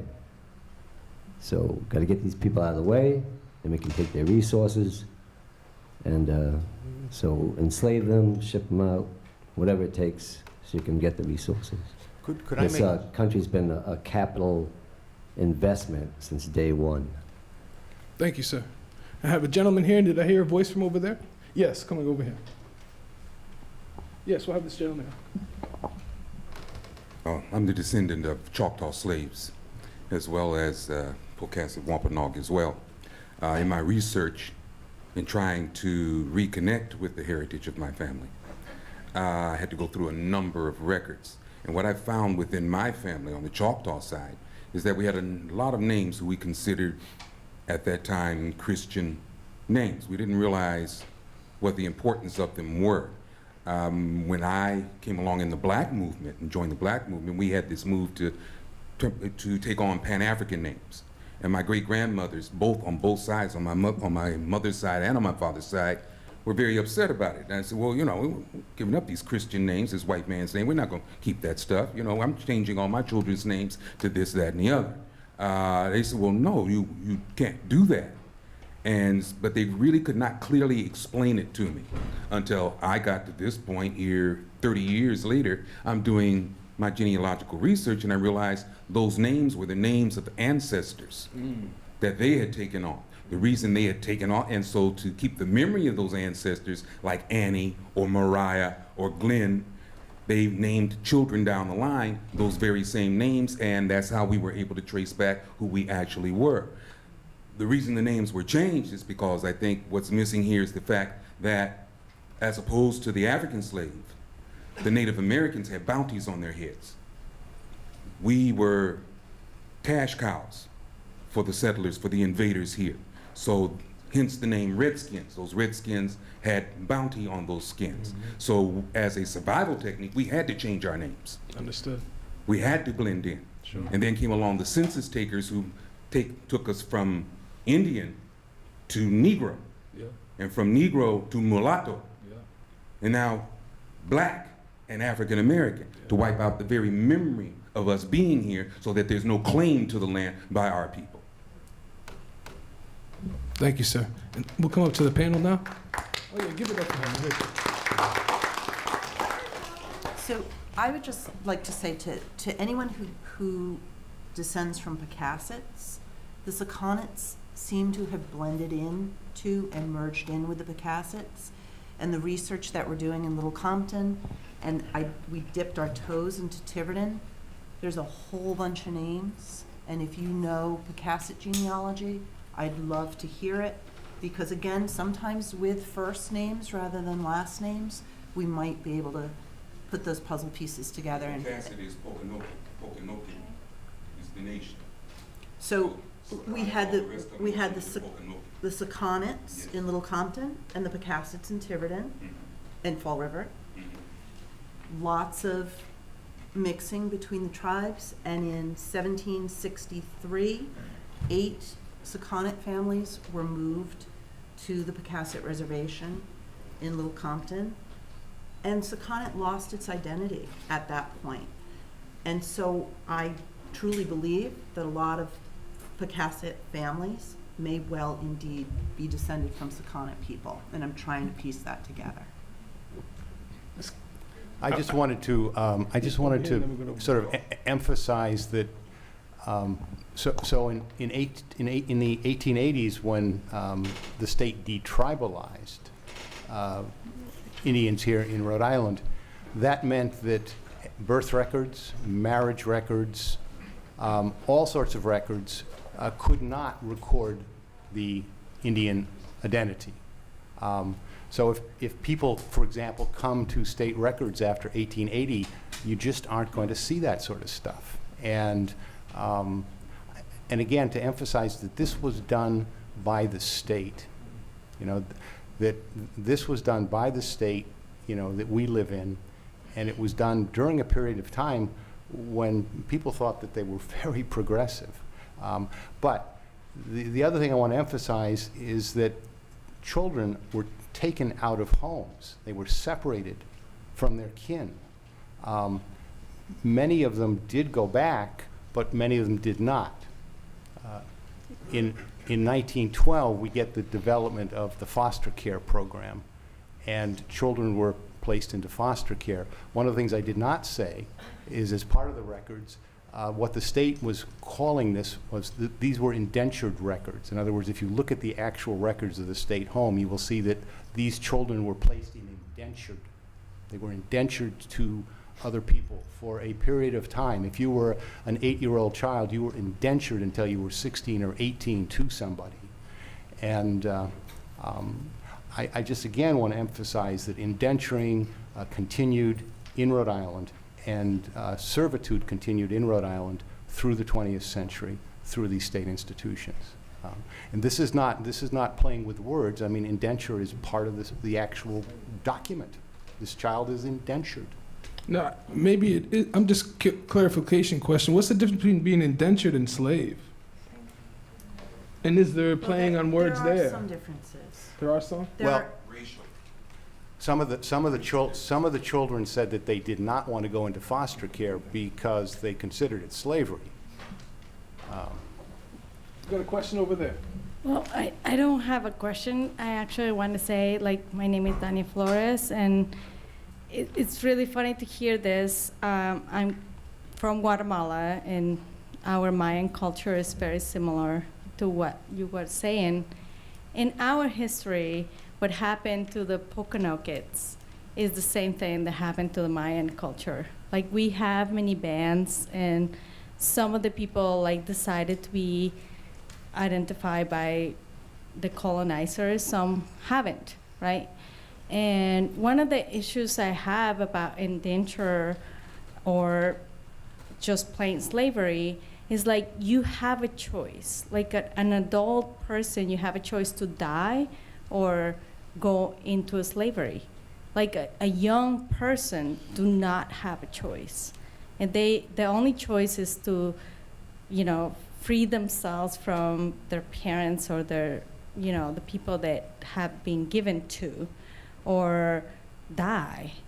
So one of the questions I have is like, as Brown University, as slave owners, what have been the history written by their own people, which I think as Poconokeets, they know that like the only reason they can trace the culture or trace their people is because the slave owners have a very good account of who they owned. So my question is more about like, we don't believe in owning the land. We don't believe in like living in one land. We believe that we all deserve the place we are in. So like how you do that when you have deeds, why you do that when you have boundaries, when you have like borders, how that goes to beyond what we are taught to believe. So like indigenous people had taught to believe that they can't have what they used to have. So until when we're gonna stop talking about what we think we have? Because we had it all until the white man came or the colonizer came.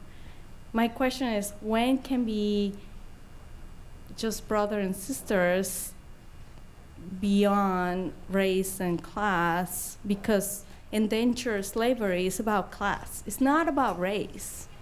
Like that is the part that I get really hung out. You know, like this is not about race. This is about class. It doesn't matter if the president is black or white. It's about class. It's about how much you have and how much you don't. So my question is about like, is this about ownership or is this about like the right to live? Thank you for your question. Anyone on the panel want to respond to? It's a tough question, I know. I want to hear from my chief over there. Oh, you're being called out, Chief.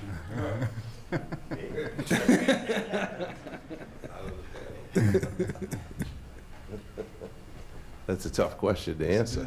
Yes, it is. I mean, there's a lot of issues at stake here.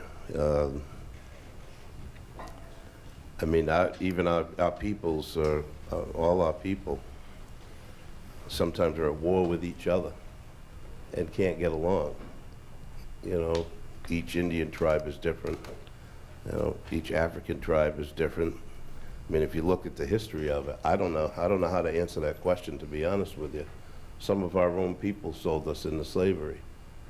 You know, Marjorie, I'm sure you know, you were just speaking about the Sakonets and the Picassets. They were our mortal enemy because they joined with Benjamin Church. So, you know, it's a tough question. And I really don't know how to answer it, to be honest with you. I mean, to put everybody together and make everybody get along, I mean, it is almost impossible unless we all sit down together.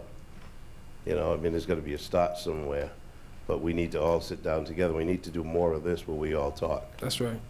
Because talking is how you resolve issues. I mean, today there's too much texting, too much telephones, too much email. You know, when you really need, sometimes you just need to yell at people. You know, I mean, really. You know, you don't get your feelings out, you don't get your question answered unless you're face to face with somebody. So what we used to do is sit in a talking circle and talk to people. You know, one of the biggest things is the loss of culture. When I go to local powwows around here, and our Eastern people are doing Western culture, I would say that's one of the biggest things, is people need to sit and do their own culture and stay together and not take somebody else's, because that may be offensive to them, and it's offensive to you because you're losing your own culture. So you need to sit down together and talk. I mean, that's the biggest thing that I would say is everybody needs to sit down and talk together and do more of this, that it make people aware of what's going on and how other people feel and how their feelings are. So that's where I would start. Thank you, Chief. I did have a question. Oh, We'll go to a question, and then we have some hands up there, but you're the chief, so please. Thank you for coming, Marjorie. And I wanted to ask you a question. You have a lot of records over there, and I'm sure that the Picassets, well, two of the council chiefs are here tonight, myself and Dwayne, would be more than happy to talk to you about some of those records. That's great. Okay, because I know that a lot of the Sakonets, they weren't absorbed into our tribe, but because of the reservation, the Watuppa Reservation, they were placed there. But the Picassets were the majority and the last of the royal family that Dwayne and I both descend for. We both come from the line of Amy of Massasoit, so it's worth sitting down. I mean, maybe we can help each other. Great. Thank you. Oh, yeah, that's right. Give it up for Chief. Yeah, two right here. You sure? I don't know. I'm a bit rattled up, to be honest, because I want to speak to the comments that said previously about it's not about race, it's about class. I very much disagree with that, especially. This is where we want the conversation to go, is where we're talking honestly to one another. Let us also acknowledge that there's a great deal of history that we're all bringing into this space. Right. So anything that is being shared, it's being shared from a space of compassion and trying to understand. I'm just trying to head off any potential misunderstandings of one another. Most certainly, and I greatly appreciate that. And so what I wanted to say was that, especially considering in the context of the United States of America, is very much about race, right? Because not only is it about race, but mainly about power. And race just exemplifies what that same power looks like and what it looks like to be powerless, right? Starting with slavery, because Africans weren't Africans when they got off the slave ships, they were considered black, right? And the fact that slavery was a global enterprise makes blackness itself a global identity. So now all of a sudden you have the third world, black struggle, black movement, right? And then racial demographics change into something new along with the times and the society in place, which has been a lot of what I've been thinking about in listening to the panel share their thoughts and their work. How is it that we can honor the memory of our ancestors and their struggle, while at the same time trying to live in contemporary society, when contemporary society itself is the main cause of all this violence and the history behind disappearance, lack of sovereignty, and the lack of power, but really what it comes down to is not being allowed to be human.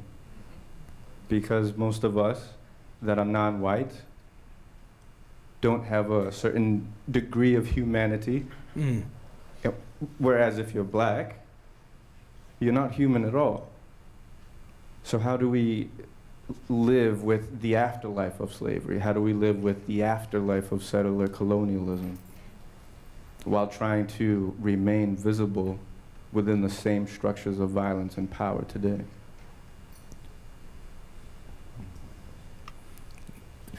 That's a dissertation in itself. I mean, I don't know. Rick Historians, everyone. Rick Historians. Hi. Ask me a question. My name is Kat. I just wanted to say thank you to the panel, first of all. It was awesome, but in some ways very triggering to listen to this. So I represent the Narragansett, Mashantucket, Pequot, and Pokanoket Wampanoag people. So this was really, I think this is so important, and just what you're saying about visibility, and it goes back to that and having our stories told. So I think that's really important. Yeah. Oh my goodness. So a specific question I had for Dr. Augusto. Thank you so much for sharing your research. I wanted to know if I saw in one of the graphics there was something that mentioned King Philip, and I was just, it seems that there's a lot of research and a lot of work going on, or not going on, but that has gone on, particularly about the Pequot Wars, and I think a lot of that has to do with like the funding. But I wanted to know if there are sort of where the work is being done about King Philip's War and the legacy of that. And particularly because one thing that I don't know if people know this, but like all the New England natives, we all know this. Like, so I think it's every 2 years, someone correct me if I'm wrong, there's a huge big powwow that happens in Bermuda. I have not been, but I've heard it's a really amazing and fantastic experience, and it's people who all, you know,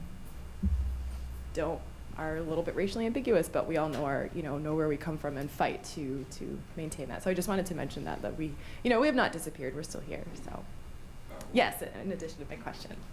Thank you. Repeat the question. Oh, the question was King Philip's War and the legacy of King Philip's War. And another thing that I heard from my Pokanoket elders growing up was that you were not supposed to call yourself Pokanoket. And I think that relates back to the name piece that we were saying. You were not supposed to say you're Pokanoket, which is where the name Wampanoag comes from, because we were all Pokanokets before King Philip's War. So. This is where I will do two things. I don't know if you heard me in the beginning, but I tried to preface my small contribution with the utmost modesty that I could gather. And I wasn't doing it as a performance. It is exactly how I feel when you are asked to speak about a field of knowledge that's not the one that you normally work in or that you've done the most work in. So I am not an historian of Native America. What I work on is the intersection of knowledge between enslaved Africans, indigenous people, and European colonists. It's an intersection. I usually work on the sciences with respect to that, because it's kind of a history of science that's told differently. So I want to make very clear that I responded to the invitation to speak, but this is not my area. The questions that you are posing are not my area of work, and I don't want to be arrogant enough to pretend and answer to them. However, what can I say? I think that historians choose which groups they want to work on, and that leaves a great imbalance in the historical record. I think that the classification of who is a Native American is very fraught in the United States. I was listening very carefully to my friend here when he was talking about Choctaw. Choctaw, right? Because in my family, that also exists, and I only found out about it recently. And it's a very fraught question when you are both African American descent and Native American descent. It becomes very, very, very complicated. I am not an expert in this. It is not the historical work that I do. Your question is important, and now I will slide over into a plug for what Brown is trying to do. As a result of demand of Native American students at Brown, who are not many, but enough to make this demand, and also intertwined with a set of demands about Black Lives Matter, I'll just say that writ large, on this campus. We went through a process earlier this year, one of my colleagues is here, who was on the committee, the working group that did that, to begin to establish a program, a real, proper program, of Native American and indigenous studies at Brown. Many of the questions that people that have been raised and that will be raised, I think, are fair themes for that program of study. And what we have to figure out is how you do that, how shall I call it, dialogically, how you do that involving as many Native Americans as possible, and then the scholars on campus. And we are surrounded by not disappeared people, but Native American communities, various ones in the New England area. And so one of the challenges and one of the invitations perhaps that we can make is that as the program gets up, it has been approved more or less, but as the program gets up and running, we need to establish real partnerships, in the first place with Native American nations and communities in this area, so that we can do this kind of work together. It includes a lot of oral history work that needs to be done, but it includes also a lot of archival work. Brown has one of the richest repositories in the country, if not in the world, in the John Carter Brown Library. Nobody's here who's directly from the library, so I can say that thing needs to be busted open and used for these kinds of purposes of study. And there are a number of professors on this campus who are studying these questions from differing standpoints. One is my colleague sitting right there, keeping very quiet. But around the campus, there are people who are trying to begin to do this. And at the insistence of the Native American students at Brown, we're getting to pull together a program. And I think that's the proper program where the questions that many will raise from the audience can be best answered. There are, of course, other programs for the study of the Native American at other colleges and universities in the area. And I'm sure that the program that's established at Brown would collaborate with those. But we know whose ground we stand on and whose ground these buildings sit on. So there's a kind of an historical and moral obligation to do this work. And I think that at Brown it'll begin to go forward. Not because it wanted to, but pushed, as all such things are, pushed. If you want to read excellent new scholarship on King Philip's War, very comprehensive, just go out tomorrow and buy this book, Margaret Ellen Newell, and Brethren by Nature. And the more exciting thing is that she's coming to campus to speak, and Shane is going to remind us of the date. October 27th at 5:30, and you can find the info on the center's website. And what is wonderful is she links the Pequot War with King Philip's War in ways that never really even occurred to me, and it has convinced me that it's almost a continuum. And I'm 3/4 of the way through. I'm learning so much. And again, what was the date on that? It's October 27th at 5:30. October 27th, 5:30, and location? TBD, but sign up for the There you go. list, you'll get it. All right, thank you very much. Dr. Palermo, did you want to respond? Yeah, I want to respond to my brother's question right here because that was a very, I didn't want that to go unresponded to. That was a very heavy point and question. And I want to respond to it in a couple different ways. One is I see my response to your question thinking about the economic crisis in Puerto Rico and what that means, and thinking about being a Puerto Rican from the Bronx, thinking about the struggle of the young lords, and thinking about the plight of Pedro Albizu Campos and the Nationalist Party, and thinking about the identity of Puerto Ricans and Tainos and what that means today.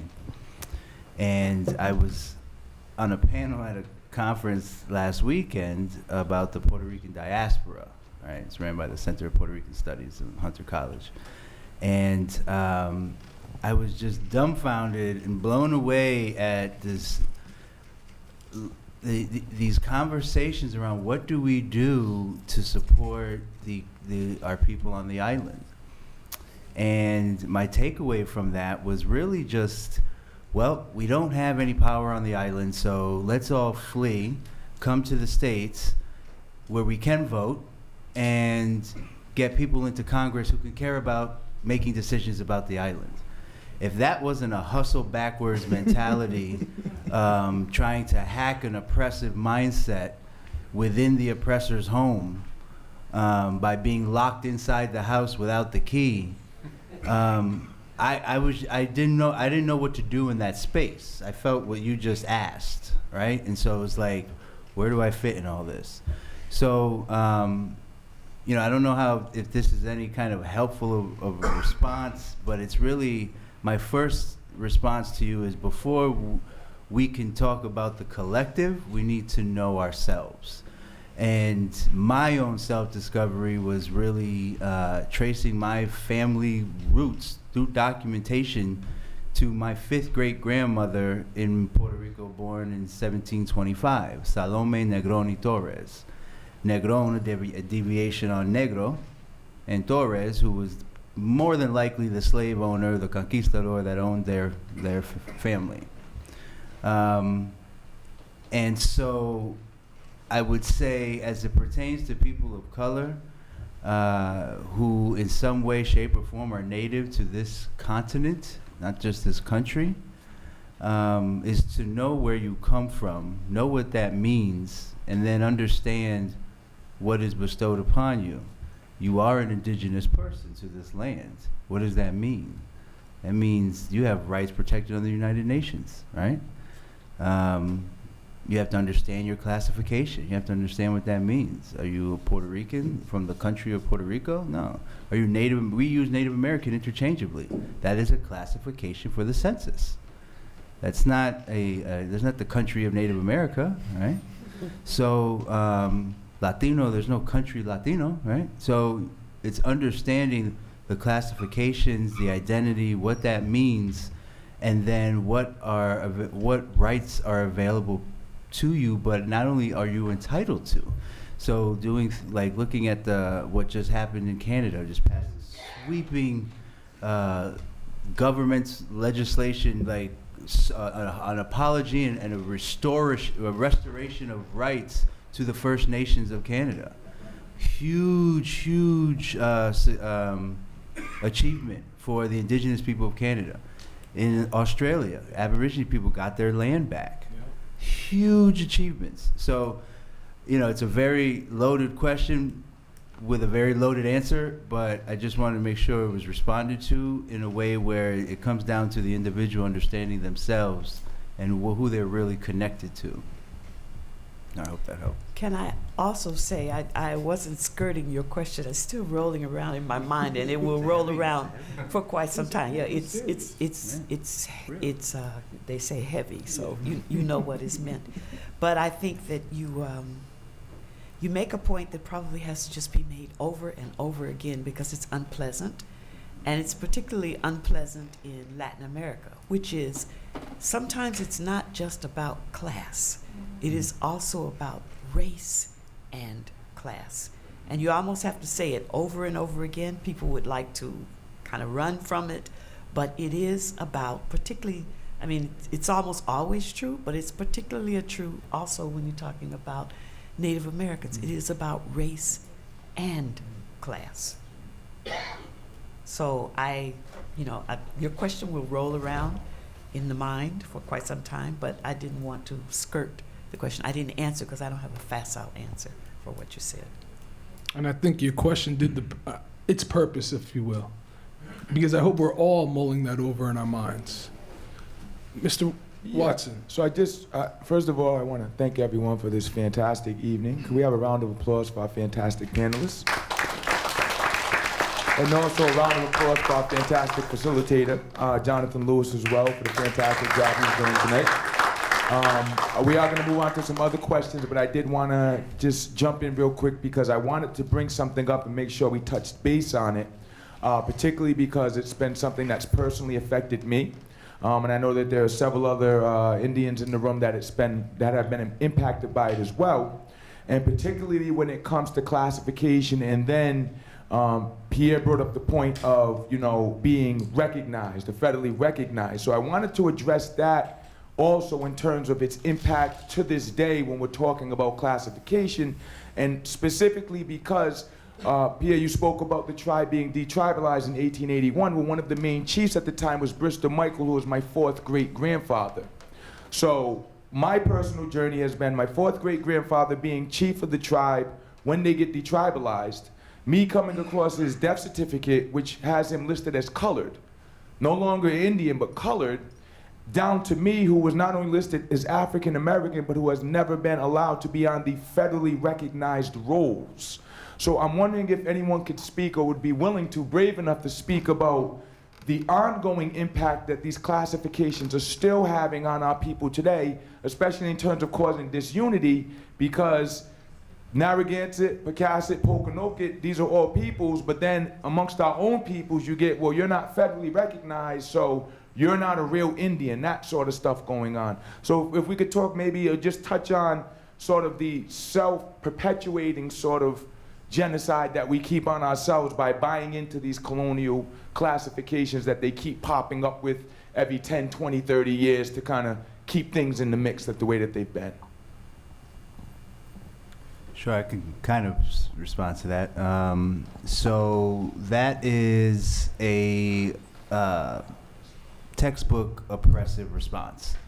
And so I mean, there's really no other way to put it. It is when it is right out of Freire's Pedagogy of the Oppressed. When the oppressed oppress themselves, they're doing the oppressor's job for them. So to think that federally recognized means any kind of superiority or trumps a federal recognition trumps blood and bloodlines is just doing the oppressor's work for them. Because what as an educator in community development and community health, I mean, the federal reservations have one of the worst, if not the worst, health outcomes, educational outcomes.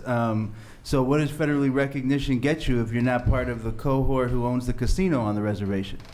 So and even bringing that into a class, again, it comes down to the classification as a Native American who's federally recognized.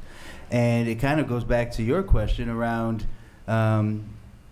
by being recognized or classified as Native American or black or whatever, you are property to your government, right? So that's why we can kill unarmed black men in the streets, and it's not a human rights crisis. It's not the UN's not coming in here, right? It's not the Syrian crisis where, you know, we need to get involved because they're killing thousands and thousands, but we're killing thousands and thousands of our own citizens in some way, shape, or form, through police brutality, mass incarceration, subjugation and oppression in Native American federally recognized territories. But that's not a human rights crisis, not an international crisis, right? So classification is a very big stronghold on the subjugation by your government. And so the Native Americans harping on being federally classified are just doing the work for the oppressor. That's my take on it, at least.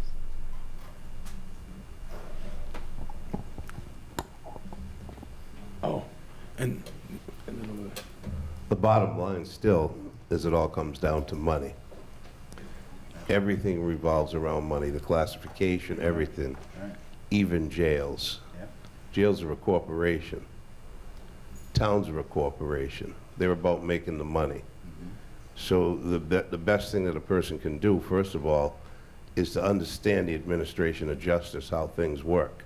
Education is going to help you a lot with a lot of the things that you're talking about here. Because if you don't understand how the system works, you cannot fight it. You simply can't. So if you understand the administration of justice and how each intricate government operation works, as they're saying, federal recognition. Well, how do you get federal recognition? Because under the Constitution, only Congress can deal with the Indian tribes. It doesn't say federal Indian tribes. There were no federal Indian tribes. All tribes are tribes.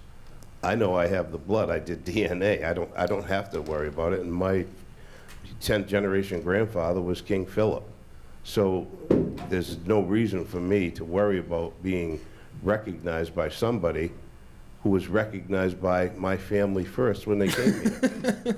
So, and that's one of the things, I mean, you have to have the pride to do that and say, you know, I am who I am and I'm not going to take it.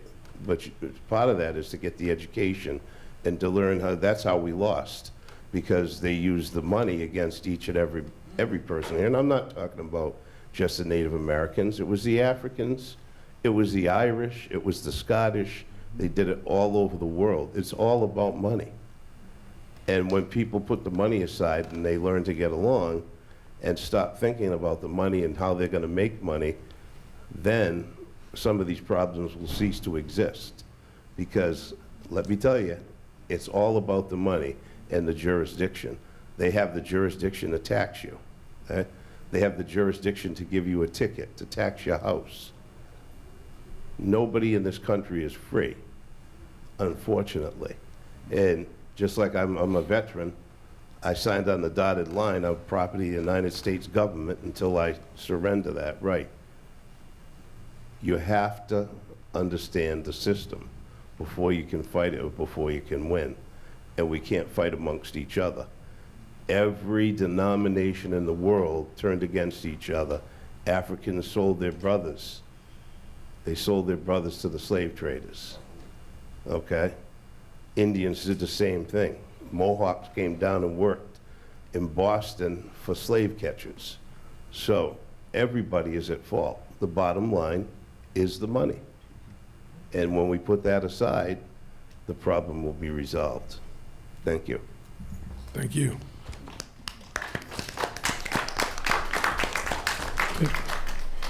This may be our last question of the evening. Hi, my name's Andrea, Walking Dove, and I'd like to comment first to you in reference to your question about what are we doing collectively to bring awareness to the history and to King Philip and what we've done in the past. And I was blessed to get some very good teachings from Three Bears, Donald Fisher, and one of the videos he showed me was of a 1987 video in Boston with many natives around New England talking about education and honoring King Philip, Palmetto Comet, and the response of the room from the natives was an eagerness to reintroduce the rich culture of the indigenous to the curriculum of our of Boston, of Massachusetts. And the representative of Dukakis had said it's long overdue that that happened. And that was in 1987 and is yet to happen. So that's really, for and foremost, really where we need to go. And considering the treaties, all of them that have been broken since our country's been founded, the grandfather of all treaties, the Turo, education meant caretaking for 7 generations, the water, the land, the air, our people, and making sure that all of our needs were met, and that was the true wealth. And so of all the genocides that are happening now and that have happened in the past and that we are stopping through collectively wiping our tears from Wounded Knee and healing our hearts and understanding that it takes the wisdom of our elders and the nurturing of our children to really collectively come together and understand that healing our hearts first will heal ourselves, and then we can heal those around us through the education. And as a 25-year school teacher, mostly in Rhode Island, I'm struggling with it daily and moving from school to school because my school was bulldozed for asbestos and other things. I'm constantly attacked as to why I'm teaching indigenous wisdom. That can be an after-school program. And I say, no, that's what education is. You know, the science of our education is how do we caretake our waters? And finally, in the history of our country, our native tribes, brothers and sisters, are understanding truly what Omotakayo Yasin means. It means we are one. It doesn't matter what label we give us, but we are human. And the natives in every part of our world have gathered at Standing Rock and are caretaking now in sacred prayer and ceremony. And they're caretaking our waters. And they're having a sacred horseback ride in October. And they're asking all of us to stand up in our own communities, which we are doing. And we just need to keep doing it. And we need to stand strong and firm with our voices to those who think they can control our education systems and our foster care systems and those such, because it's still happening. It's in the 21st century, and our native children are still being attacked, and it needs to stop now. That comes from the wisdom of a Mohawk woman. When something needs to stop, you say, just stop it now. So there. Thank you.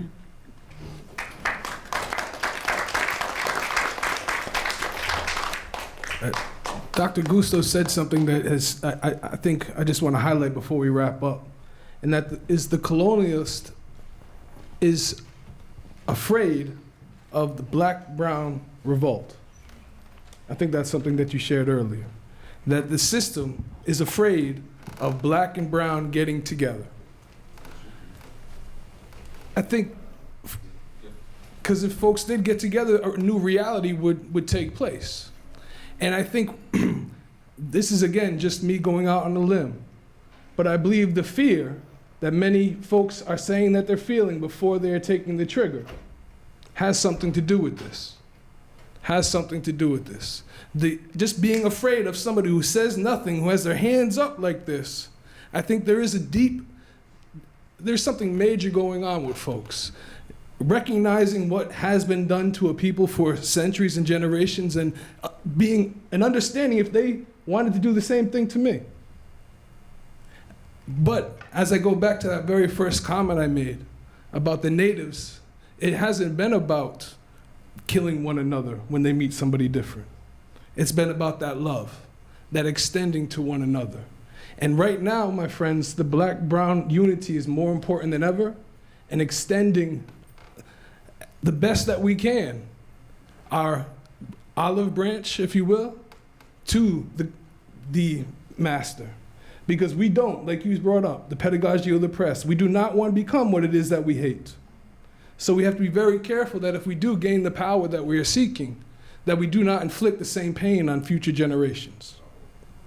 And I want to thank everybody for coming here, especially my good friend over here, Ray Watson. I never know exactly which name to use. He has so many.